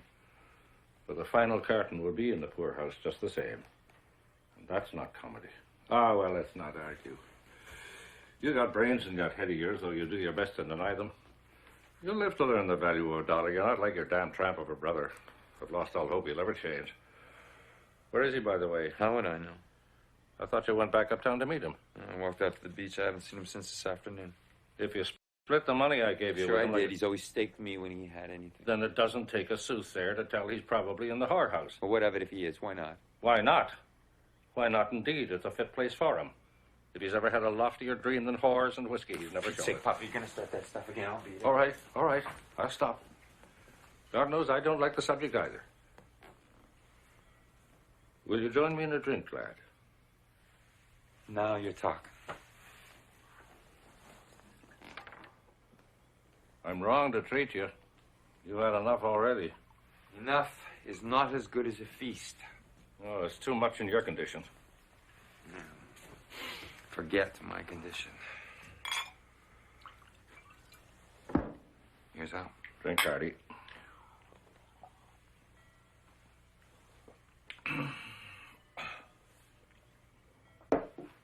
If you walked all the way to the beach, it must be damp and chilled. No. I dropped in at the inn on the way out and back.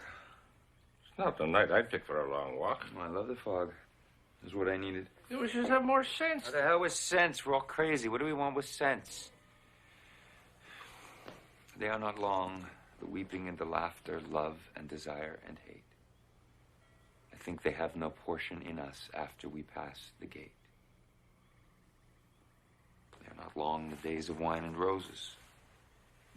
Out of a misty dream, our path emerges for a while, closes within a dream. Fog is where I wanted to be. Halfway down the path, you can't see this house. Everything looked and sounded unreal. Nothing was what it is. That's what I wanted. To be alone with myself in another world. Where the truth is untrue and life can hide from itself.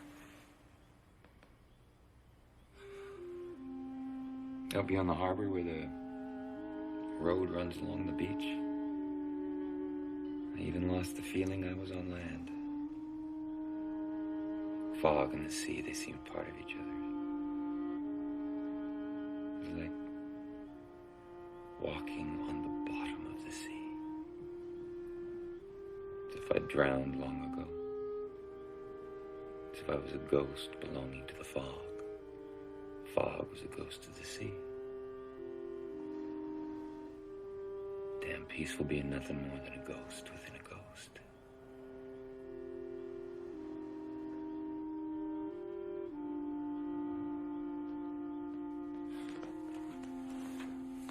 Stop looking at me as if I've gone nutty.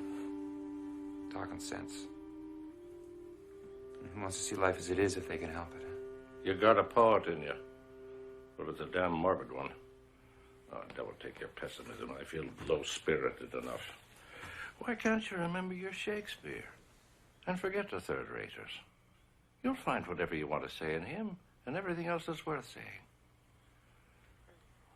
We are such stuff as dreams are made on, and our little life is rounded with a sleep. It's fine.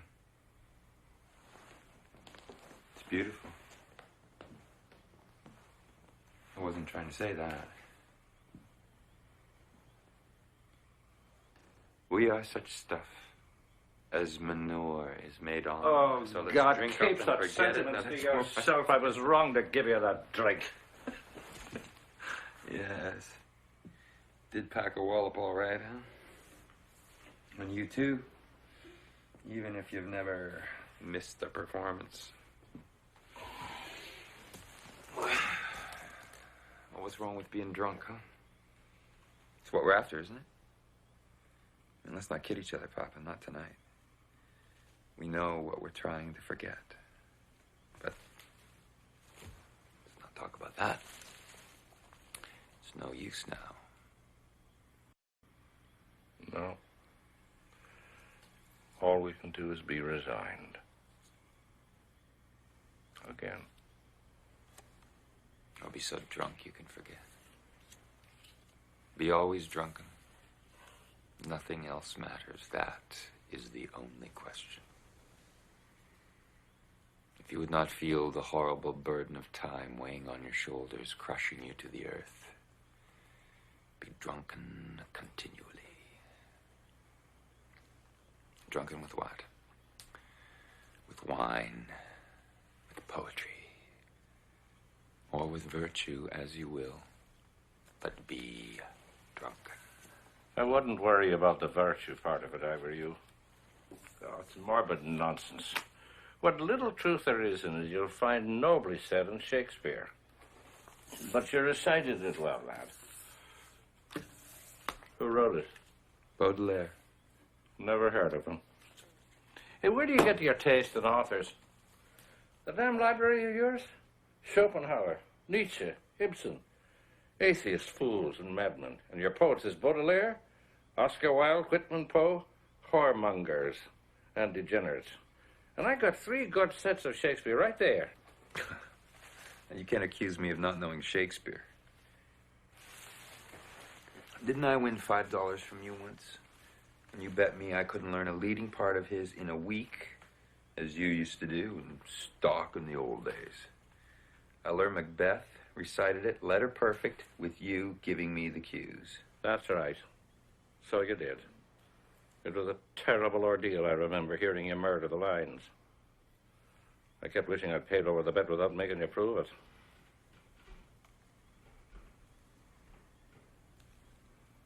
here? She's moving around. I was hoping she'd gone to bed.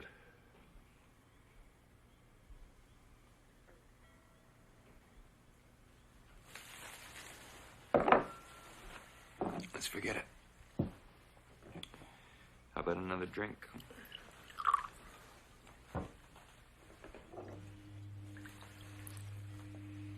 When did Mama go to bed? Right after you left. She wouldn't have any dinner. What made you run away? Nothing. Yourself. Thanks, Hardy.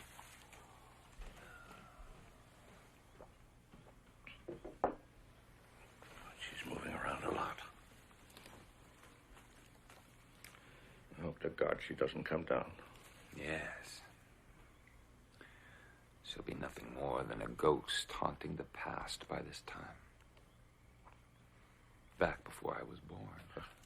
Doesn't she do the same thing to me? Back before she ever knew me. You'd think the only happy days she's ever known in her life were in her father's home or in the convent praying and playing the piano. As I've told you before, lad, you gotta take her memories with a grain of salt. Her wonderful home was ordinary enough. And her father wasn't the great, generous, noble Irish gentleman she makes out. Oh, he's a nice enough man. Good company, good talker. I liked him, and he liked me. And he was prosperous enough, too, in that wholesale grocery business of his. Just an able man, but he had his weakness.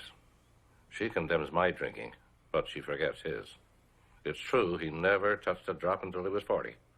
Well, after that, he made up for lost time. Well, it finished him quick. That and the consumption.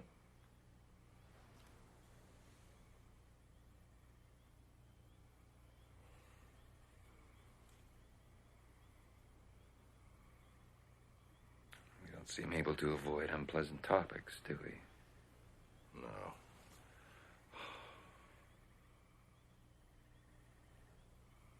What do you say to a game or two at casino, lad? All right. We can't lock up and go to bed till Jamie comes home in the last trolley, which I hope he won't. And anyway, I don't want to go upstairs until she's asleep. Neither do I. No, as I was saying, you gotta take her tales of the past with a grain of salt. The piano playing and her dream of becoming a concert pianist, that was put into her head by the nuns flattering her. She was their pet. They loved her for being so devout. And they were innocent women anyway when it comes to the world. When do you deal if we're going to play? Oh, yeah. And the idea that she might become a nun. Oh, God. That was the worst. Your mother was one of the prettiest girls you could ever see.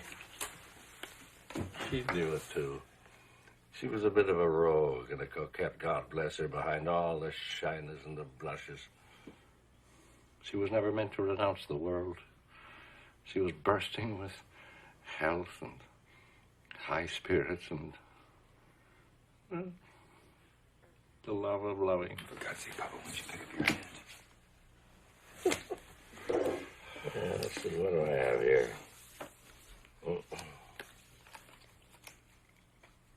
Listen.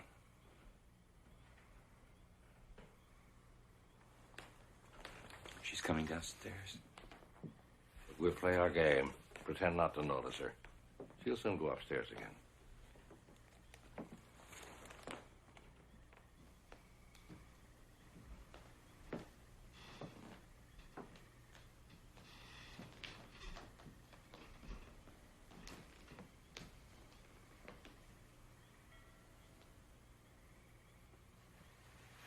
I don't see her. She must have started down and then turned back. Thank God. Yes. Must be pretty horrible to see her the way she must be now. You know, hardest thing to take? This blank wall she builds around herself. It's more like a bank of fog. She hides and loses herself. It's deliberately. That's the hell of it. You know something in her does it deliberately. Get beyond our reach. Be rid of us. Forget we're alive. It's almost as if in spite of loving us, she hated us. No, lad. That's not her, it's that damn Yeah, poison. well, she takes it to get that effect. At least I know she did this time. It's my plate, isn't it? Here. She's been terribly frightened about your illness. Don't be too hard on her, lad. Remember, she's not responsible. Once that I know poison damn well gets a she's hold not of to her- blame.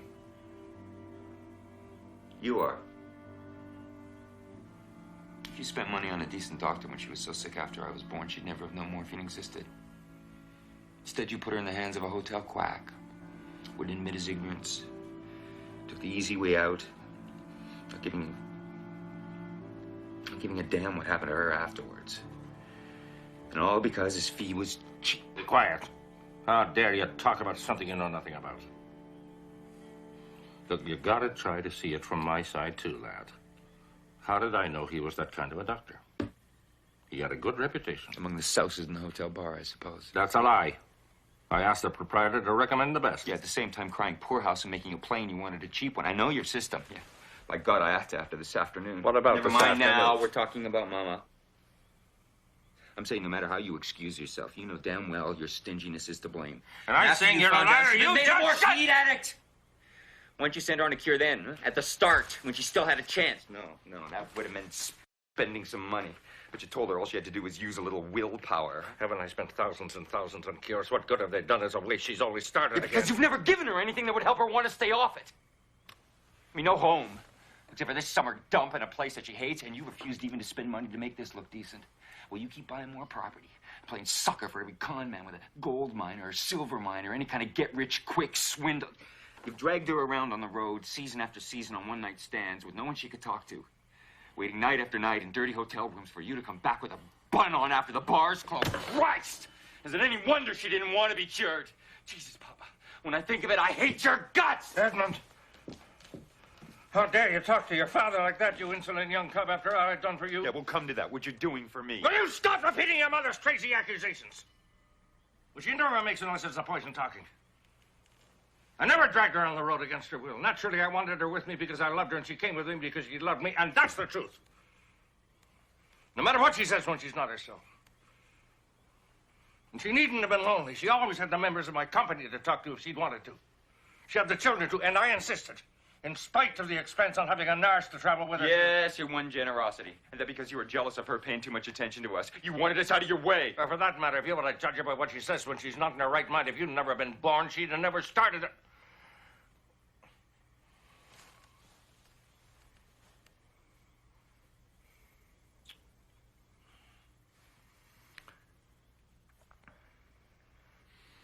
Sure, Papa, I know that's what she feels. No, lad. She loves you as dearly as a mother ever loved a son. I only said that because you put me in such a goddamn rage. Raking up the past and saying you hate me. Well, I didn't mean it, Papa.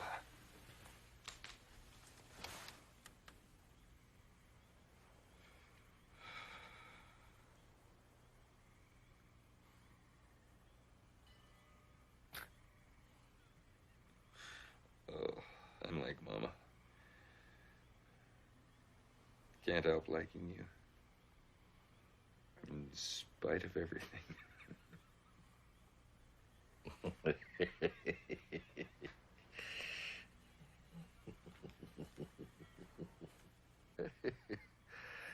Yeah, I might say the same thing about you. You're no great shakes as a son. It's a case of a poor thing, but mine own.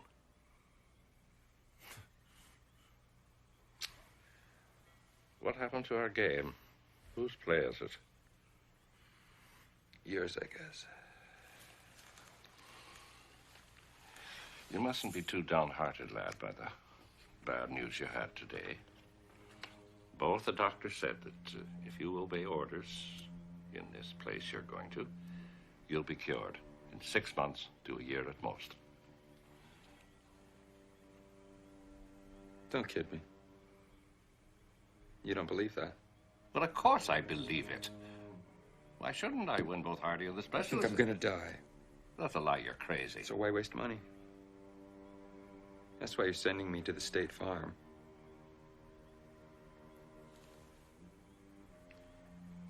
What state farm? It's the Hilltown Sanatorium. That's all I know. Both the doctors said it was the best place for you. For the money. And that is for nothing, or practically nothing. Well, don't lie, Papa. You know damn well the Hilltown Sanatorium is a state institution. I mean, Jamie suspected you cried poorhouse to Hardy. He wormed the truth out of him. That drunken loafer, I'll kick him out into the gutter. He's poisoned your mind against me ever since you were old enough You to can't listen. deny it's the truth about the state farm, can Well, you? it's not true the way you look at it. What if it is run by the state? That's nothing against it. The state has money to make a better place than any private sanatorium. And why shouldn't I take advantage of it? It's my right, and yours. We're residents. I'm a property owner. I help to support it. God knows I'm taxed to death. It's a property valued at $250,000. That's lies. Hardy It's all and the mortgaged. specialists know what you're worth. I wonder what they thought when they heard you moaning poorhouse and showing you wanted to wish me on a charity. That's a lie. All I told him was I couldn't afford any millionaire's sanatorium, and that because I was land poor, and that's the Yeah, and then truth. you went to the club and you met McGuire and let him stick you with another bum piece of property. Don't no. lie about it. We met McGuire in the hotel bar after he left he's you. a liar. Don't lie about it!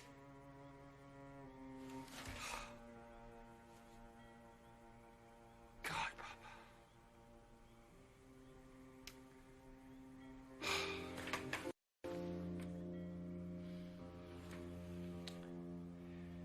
Ever since I went to sea and was on my own and found out what hard work for little pay was and what it felt like to be broke and starve and camp out on park benches because I had no place to sleep. I mean, I've tried to be fair to you because I knew what you'd been up against as a kid.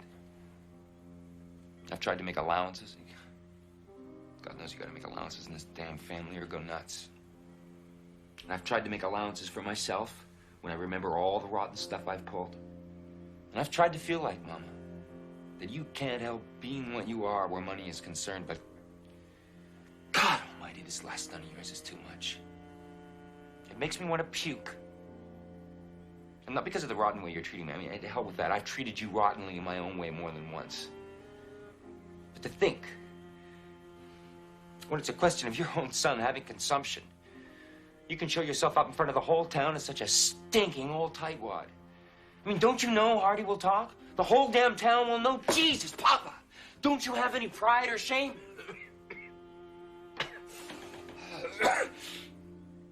And don't think I'll let you get away with it. I'm not going to any damn state farm to save you a few lousy bucks to my poor bum property with you stinking old miser. Be quiet. Don't say that to me.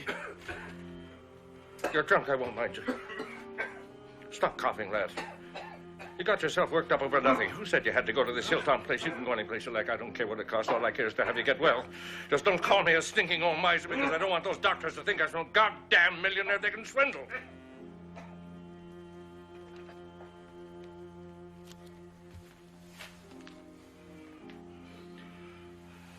You look weak, lad. You'd better have a bracer.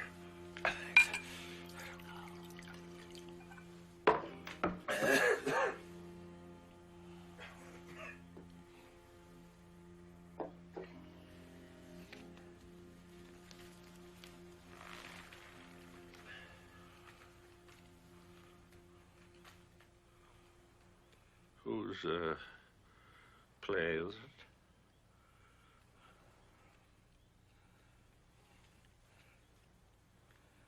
A stinking old miser. Well, maybe you're right.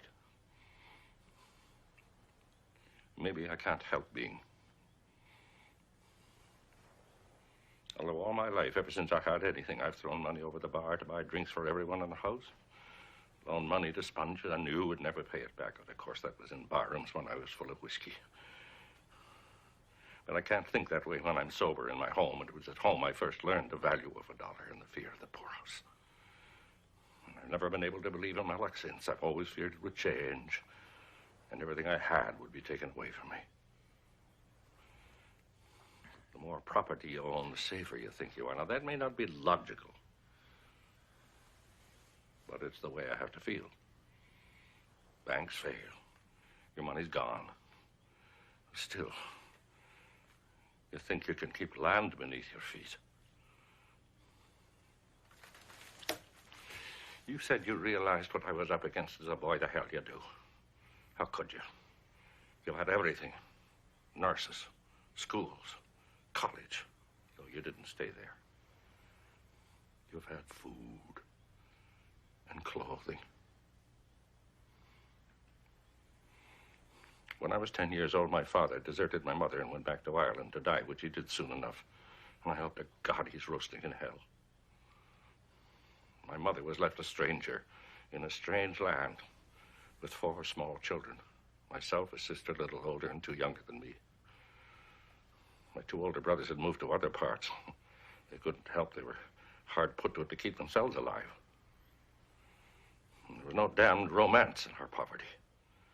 Twice, we were evicted from a miserable hovel we called home. My mother's few sticks of furniture thrown out into the streets, and my mother's and sister's crying. I cried too. Though I tried hard not to, because I was the man of the family. At 10 years old. There was no more school for me. I worked 12 hours a day in a machine shop learning how to make files, a dirty barn of a place, where the rain dripped through the roof, where you roasted in summer where there's no stoves, so that in winter your hands got numb with cold, where the only light came through 2 small, filthy windows, so that on gray days I sat bent over with my eyes almost touching the files in order to see. And you talk of work.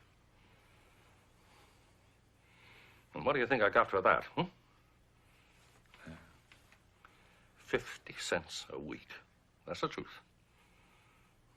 50 cents a week. And my poor mother washed and scrubbed for the Yanks by day. My older sister sewed. My 2 younger stayed at home to keep the house. We never had clothes enough to wear or enough food to eat. Well, I remember one Thanksgiving, or maybe it was Christmas. A Yank in whose house my mother had been scrubbing gave her $1 extra for a present. And on the way home, she spent it all on food. And I can remember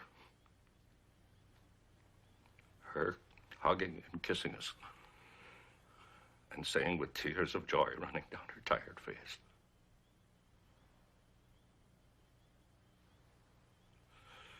"Glory be to God.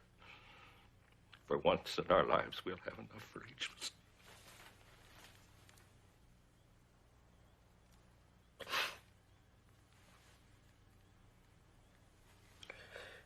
She was a fine, brave, sweet woman. There was never a braver or a finer. Yes, she must have been. And her one fear was that she'd get sick and old and have to die in the poorhouse. And it was in those days I learned to be a miser. $1 was worth so much then. And once you've learned the lesson, it's hard to unlearn it. You have to look for bargains now. If I took this State Farm place for a good bargain, you must forgive me, Edmund. The doctors did say it was a good place. You must believe that, Edmund. And I swear I never meant for you to go there if you didn't want to. You can go. Choose any place you like. Never mind what it costs. Any place I can afford. Any place you like.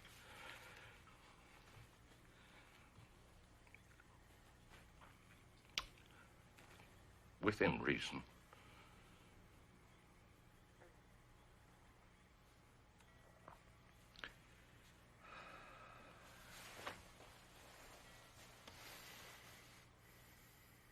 It doesn't matter a damn now anyway. Let's forget it.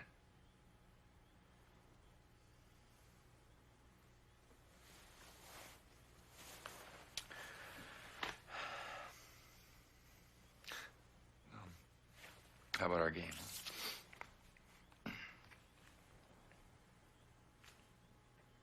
Whose play is it? I don't know. Yeah. Maybe life overdid the lesson for me and made $1 worth too much. And the time came when that mistake ruined my career as a fine actor. I've never admitted this to anyone before, lad. But tonight I'm so heartsick, I feel at the end of everything. And what's the use of fake pride and pretense? That goddamn play I bought for a song and made such a success in, such a great money success, it ruined me with its promise of an easy fortune. And by the time I woke up to the fact that I'd become a slave to the damn thing and did try other plays, it was too late. They'd identified me with that one part and didn't want to see me in anything else. And they were right. I'd lost the great talent I had through years of easy repetition, never learning a new part, never really working hard. $35,000 to $40,000 net profit a season, like snapping your fingers. The temptation was too great. Yet, before I bought the damn thing, I was considered to be one of the 3 or 4 young actors with the greatest artistic promise in America. I'd worked like hell. Left a good job in a machine shop to take supers parts because I loved the theater. I was wild with ambition. Read all the plays ever written, studied Shakespeare as you'd study the Bible, educated myself, got rid of an Irish brogue you could have cut with a knife. And I loved Shakespeare. I would have acted in any of his plays for nothing, just for the joy of being alive in his great poetry. And I acted well in him, too. I felt inspired by him. I could have been a great Shakespearean actor if I'd kept on. I know that. In 1874, when Edmund Booth came to the theater in Chicago where I was leading man, I played Brutus to his Cassius one night, Cassius to his Brutus the next, Othello to his Iago, and so on. Well, the first night I played Othello, he said to the manager,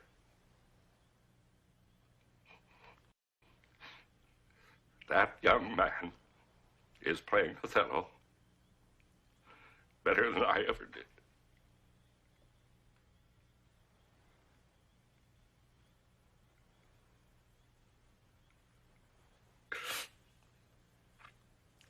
That from Booth, the greatest actor of his day, or any other.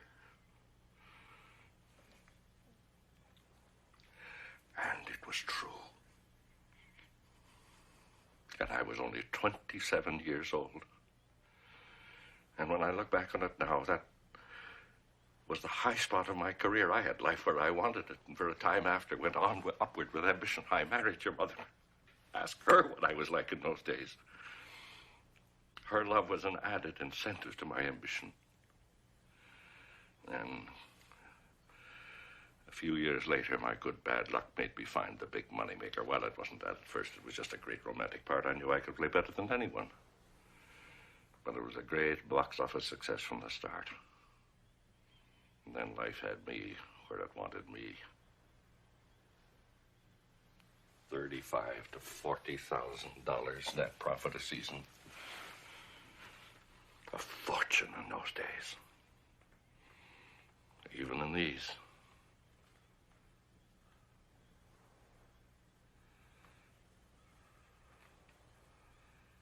What the hell was it, I wonder? I wanted to buy. It was worth...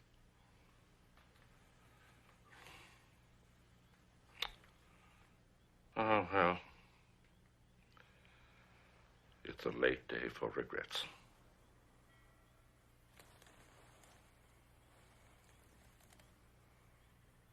my play, isn't it?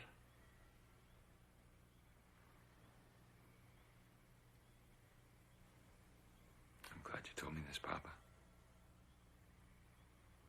I know you a lot better now. Maybe I shouldn't have told you. Maybe you'll only feel more contempt for me.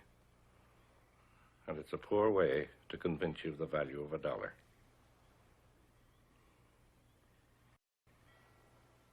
You know, the glare from those extra lights hurts my eyes. You don't mind if I turn them out, do you? We don't need them, and there's no point in making the electric company rich. No. Sure. Turn them out. No. I don't know what the hell it was I wanted to buy. On my solemn oath, Edmund, I'd gladly have no home but the poorhouse in my old age. If I could look back now on having been the fine artist I might have been.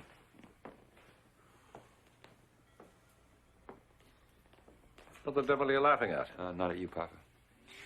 Life, it's so damn crazy. Nothing wrong with life, it's we.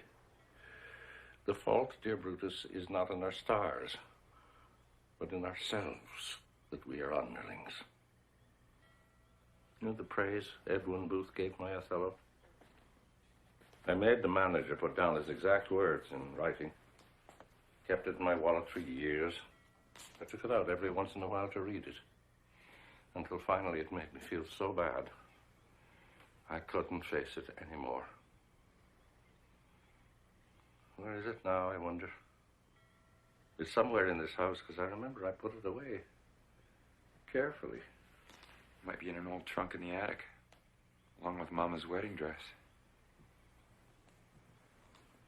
Oh, for Pete's sake, if we're gonna play cards, let's play cards, huh? She's still moving around. God knows when she's going to go to sleep. For Christ's sake, Papa, just forget it.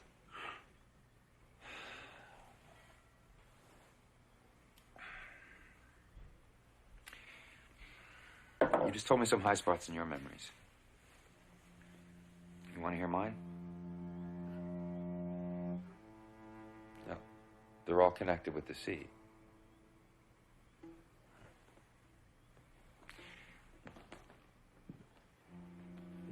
Here's one.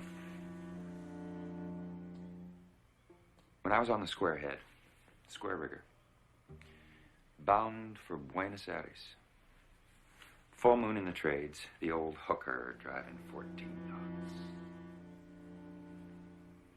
I lay on the bowsprit, facing astern, with the water foaming into spume under me, and the masts with every sail white in the moonlight towering high above me. And I became drunk with the beauty and singing rhythm of it. And for a moment, I lost myself. I actually lost my life. I was set free. I dissolved in the sea. I became white sails and flying spray. I became beauty and rhythm. I became the moonlight in the ship, in the high, dim-starred skies. I belonged, without past or future, within peace and unity and wild joy. Within something greater than my own life, or the life of man, to life itself, to God. If you want to put it that way. And several other times in my life, when I've been swimming far out or lying alone on a beach, I've had the same experience. It became the sun.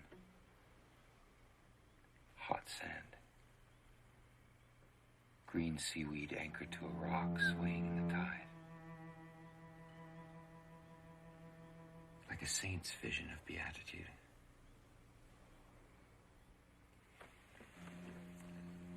Like the veil of things as they seem, drawn back by an unseen hand. And for a second, you you see. And seeing the secret, you are the secret. And for a second, there is meaning.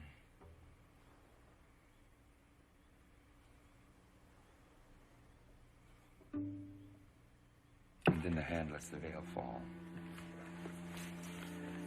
And you are alone. Lost in the fog again. You stumble on towards nowhere for no good reason.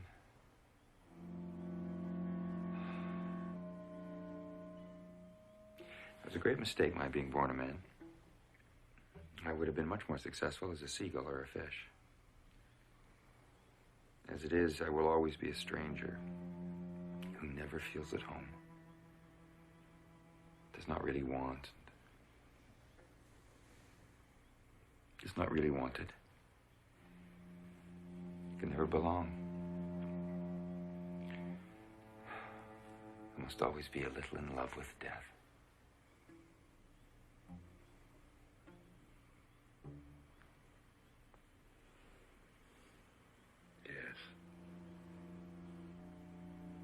You got the makings of a poet in you. Makings of a poet.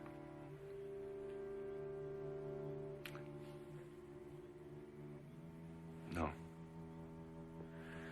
I'm afraid I'm like the guy who's always panhandling for a smoke. Hasn't even got the makings. It's got only the habit. I couldn't touch what I tried to tell you just now. I just stammered. That's the best I'll ever do. I mean, if I live. Well, it will be faithful realism, at least. See, stammering is the native eloquence of us fog people. Well, that sounds like the absent brother. That drunken loafer. He caught the last trolley, worse luck. Well, get him to bed, Edmund. I'll go out on the porch. He's got a tongue like an adder when he's drunk. You just make me lose my temper.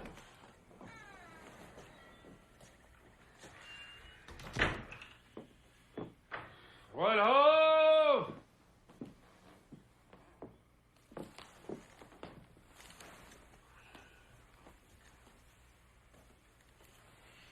What ho! Nix on the loud noise. Oh, hello, kid. I'm as drunk as a fiddler's bitch. Thanks for telling me your great secret. Yes, unnecessary information number one. Whoa. Had a serious accident. Front steps tried to trample on me. Took advantage of fog to waylay me. Ought to be a lighthouse out there. Dark in here, too. What the hell is this? The morgue? Let's have a little light on the subject. Where is the old tightwad? He's out on the porch. Can't expect us to live in the black hole of Calcutta. Say, have I got the DTs?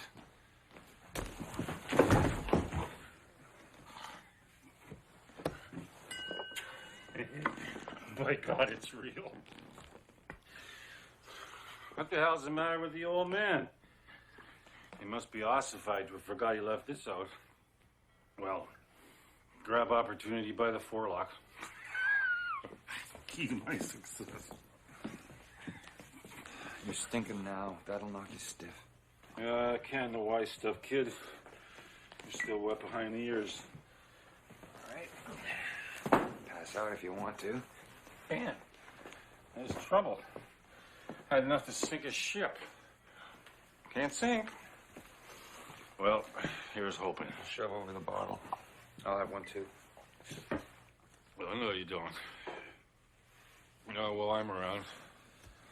Remember doctor's orders?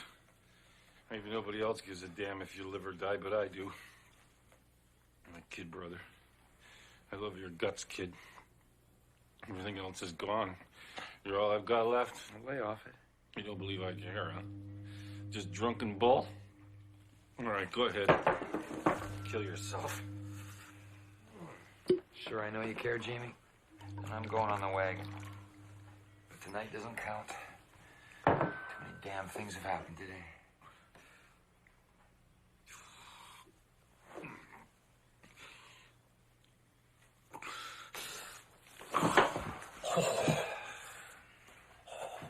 Here's Hal.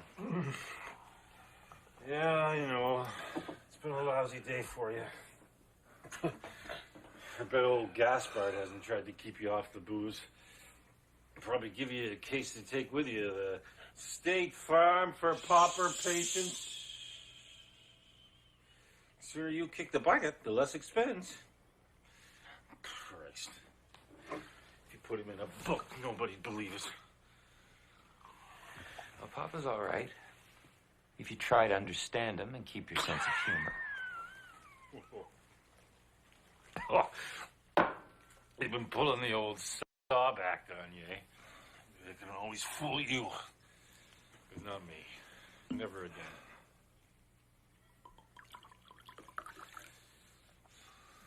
Although, in a way, I do feel sorry for him about one thing. But he has even that coming to him. He's to blame. And the hell with that. Oh, that last drink's getting me. This one ought to put out the lights. Did you tell old Gaspard I got it out of Doc Hardy? This sanatorium's a charity dump? Yes. Told him I wouldn't go there. It's all settled now. He said I can go anywhere I want. Oh, within reason, of course.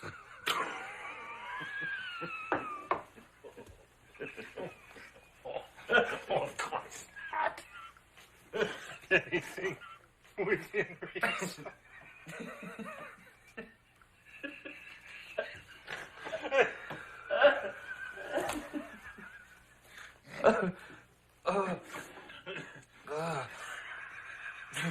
What did you do uptown tonight? Did you go to Mamie Burns? Sure thing. Where else could I find suitable feminine companionship? And love. Don't forget love. What is a man without a good woman's love? Goddamn hollow shell.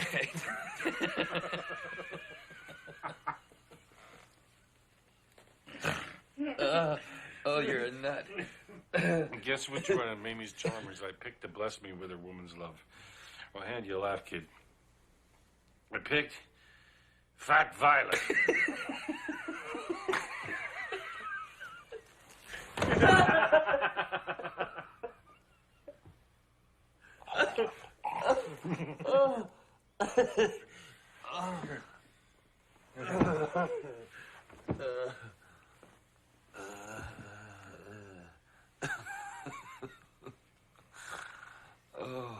Poor Vi.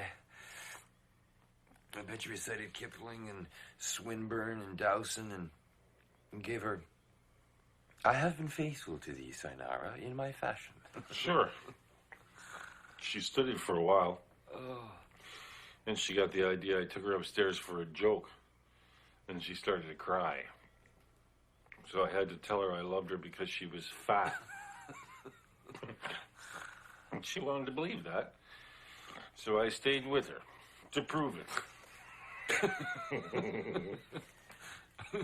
And that cheered her up. And she kissed me when I left and said she'd fallen hard for me. We both cried a little more in the hallway and everything was fine. Except Mamie Burns thought I'd gone bughouse. Harlots and hunted have pleasures of their own to give. The vulgar herd can never understand. Exactly. Hell of a good time at that. You should have stuck with me, kid. Mamie Burns was inquiring after you. Sorry to hear you were sick. She meant it, too. This night has opened my eyes to a great new career in store for me, my boy. I shall give the art of acting back to the performing seals, and I'll become the lover of the fat woman in the Barnum Bailey Circus.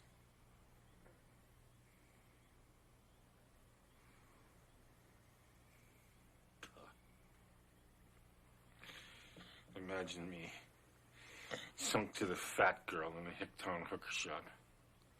Me, who made some of the best lookers on Broadway sit up and beg. Can it? You'll be crying in a minute. Yeah, don't get too damn fresh.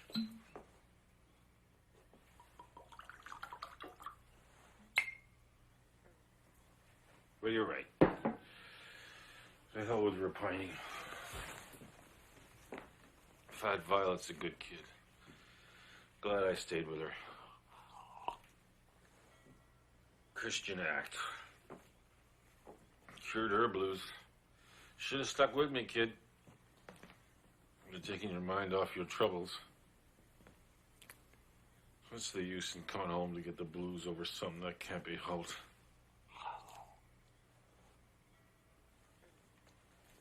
It's all over.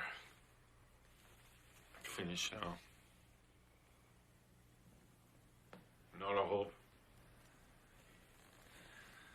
If I were hanged on the highest hill, mother of mine, oh mother of mine, I know whose love would follow me still. Shut up. Where's the hophead? Gone to sleep? Dirty bastard!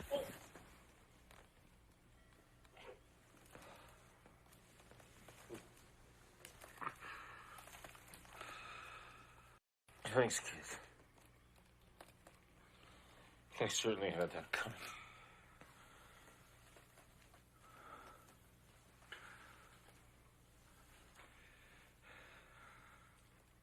I know you'd never say that. Jesus, Jimmy, no matter how drunk you are, it's no excuse. I'm sorry I hit you. It's all right. Glad you did. My dirty tongue. I'd like to cut it out. I suppose it's because I feel so damn sunk. Because this time Mama had me fooled. This time I really believe she had it licked. She thinks I always believe the worst. But this time I believe the best. And so damn much. Just begun to hope that if she'd beaten the game, I couldn't. God, don't I know how you feel? Stop it, Jamie. I've known about Mama so much longer than you. Never forget the first time I got wise. Caught her in the act with a hypo. Christ. I never dreamed that any women but a horse took to.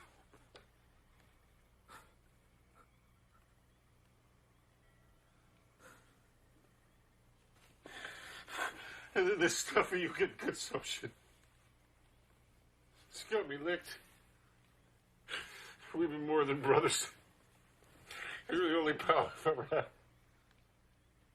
I'd do anything for you.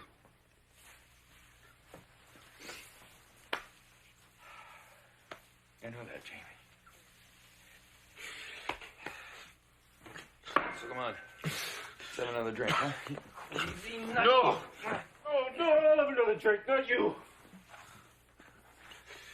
God, take care of you. Listen, kid. You'll be going away. May not get another chance to talk. Or might not be drunk enough to tell you the truth, so I gotta tell you now. That's it. Something I ought to told you a long time ago for your own good.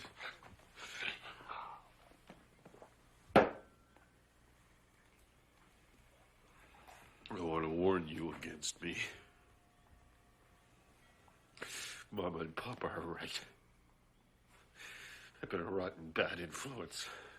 And the worst of it is I did it on purpose. Shut up. I don't want to hear anything. Next kid, you listen, did it on purpose to make a bum of you. Part of me did. Big part. Part that's been dead for so long that hates life. Might put you wise to things so you'd learn from my mistakes. Believe that myself at times, but it's a fake.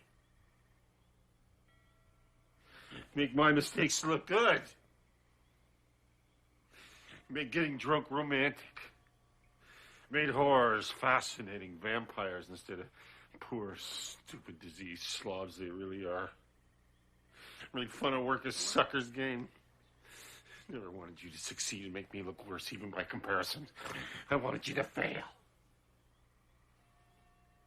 Always jealous of you. Mama's baby, Papa's pet. And it was your being born that started Mama on dope. I know that's not your fault, but all the same, goddamn you, I can't help but hate your guts. Cut it out, you're crazy.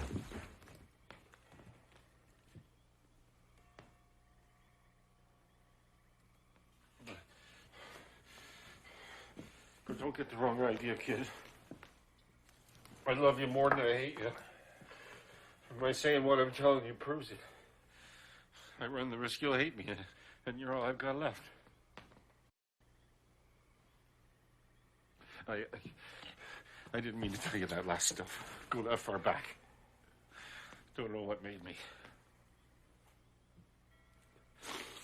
What I wanted to say is, I'd like to see you become the greatest success in the world. But you better be on your guard. Because I'll do my damnedest to make you fail. Can't help it. I hate myself. So I gotta take revenge on everyone else, especially you. Jimmy, you really have gone crazy. Yeah. You think about it, you'll see I'm right. Think about it when you're away from me in the sanatorium.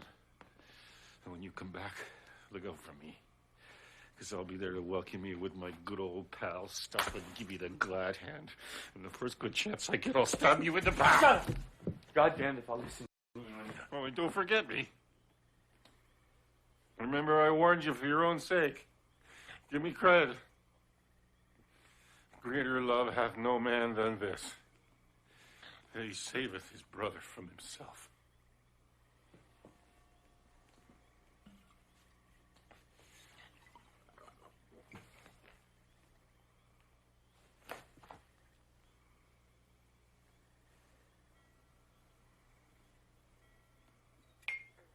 That's all.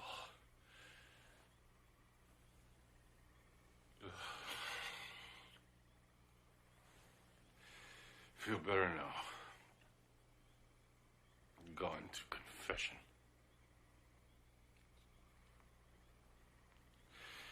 I know you absolved me, don't you, kid? You understand? You're a damn fine kid. Ought to be. I made you. So go and get well. Don't die on me. You're all I've got left. God bless you, kid. Oh, that last drink. The old cake. Hey, oh.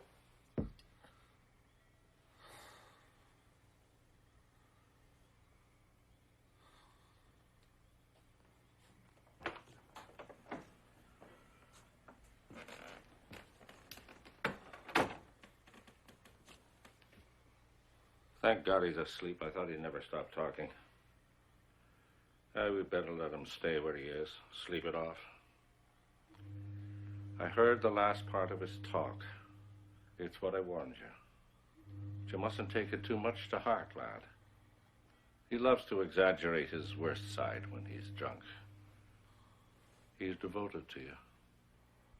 It's the one good thing left in him. Fine spectacle for me.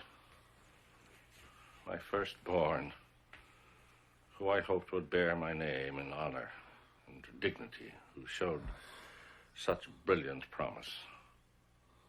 A waste, a wreck, a drunken hulk, done with and finished. Keep quiet, can't you, Papa? Look in my face. My name is Might Have Been. I am also called No More, Too Late, Farewell. I'm well aware of it, and God knows I don't want to look at it. Papa. Jamie, go back to sleep. shot your mouth off too much already. Oh, all right, kid. Not looking for argument. Too damn sleepy.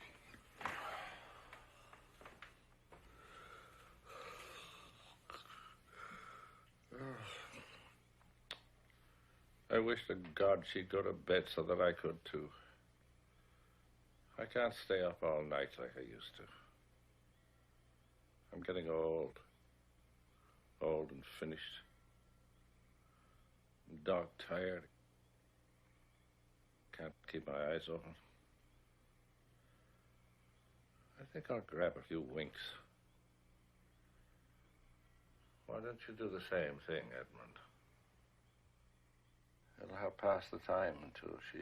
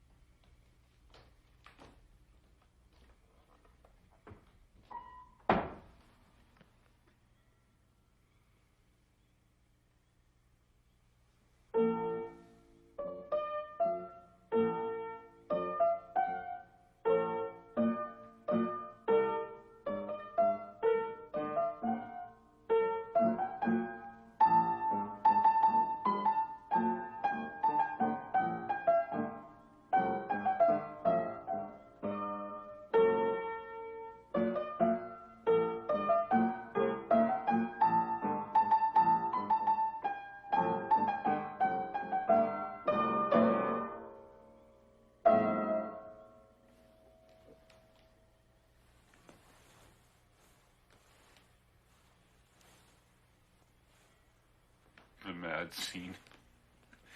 Enterophilia. Good boy, Edmund. The dirty blackguard, his own mother. All right, kid. Well, I told you how much I owed. I'm going to kick you out into the gutter tomorrow morning. So help me God. Oh, Jamie. For the love of God, Jamie, stop it. Stop, Jamie. Jamie. Play so badly now. I'm all out of practice. Sister Teresa will give me a dreadful scolding. She'll say it isn't fair to my father when he spends so much money on extra lessons. But she's quite right. It isn't fair. But something horrible has happened to my hands. The fingers have gotten so stiff. Let me see. What did I come here to find? It's terrible how absent What's I am that she's today. carrying, Edmund? I'm always It's a wedding gown, I suppose. forgetting. Dream. Oh, Christ. Dreaming and forgetting. Dream and forgetting. Dream. Mary, isn't it bad enough that... You better let me take it, dear. You'll only step on it and tear it and get it dirty dragging it on the floor. And you'll be sorry afterward. Thank you. You are very kind. It's a wedding gown. It's very lovely, isn't it? I found it in the attic, hidden in a trunk. But I don't know what I wanted it for. I'm going to be a nun. That is, if I can only find... What is it I'm looking for? I know it's something I lost. Mary? It's no good, Papa. Let us rise up and part. She will not know. Something I missed terribly. Let us go seaward as the great winds go, full of blown sand and foam. What help is here? Be altogether lost. There is no help. And all these things are so, and all the world is bitter as a tear. I need terribly. Yea, and how these things are. I remember. He strove to show. When I had it, God I knows. was never lonely. Mama. I can't have lost it forever. But I would die if I thought that. Because then there would be no hope. Mama, It isn't a summer cold. I've got consumption. No. You must not try to touch me. You must not try to hold me. It isn't right when I'm hoping to be a nun.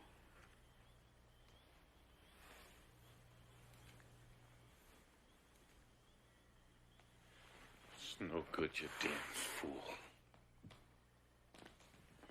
Yes. We're fools to take notice.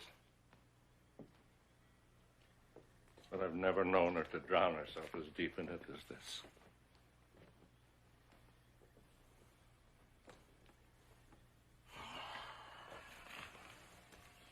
Bring over the bottle.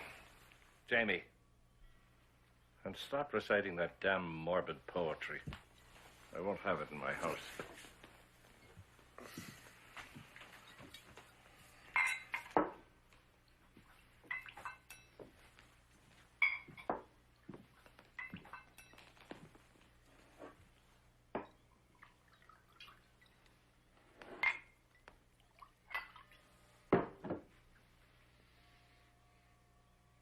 I had a talk with Mother Elizabeth.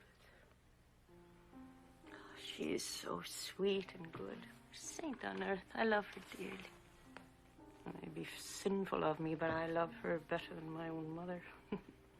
Because she always understands, even before you say a word. All the same, I don't think she was so understanding this time. I told her I wanted to be a nun. I explained how sure I was of my vocation. That I prayed to the Blessed Virgin to make me sure, to find me worthy. I told Mother I had a true vision. That I knew as sure as I knew I was kneeling there that the Blessed Virgin had smiled and blessed me with her consent.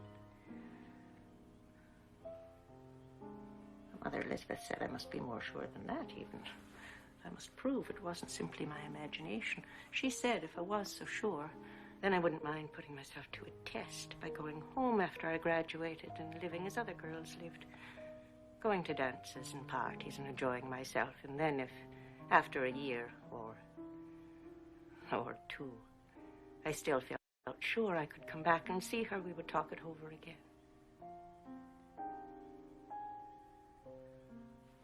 I never dreamed Holy Mother would give me such advice. I was really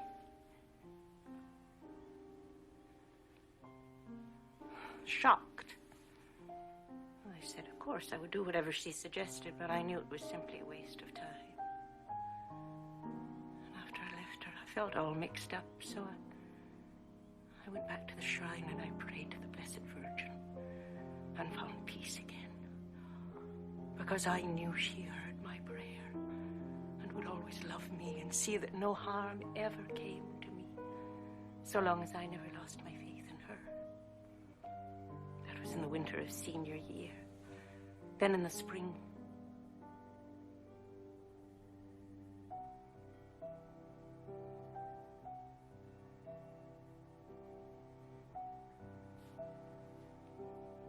something happened to me.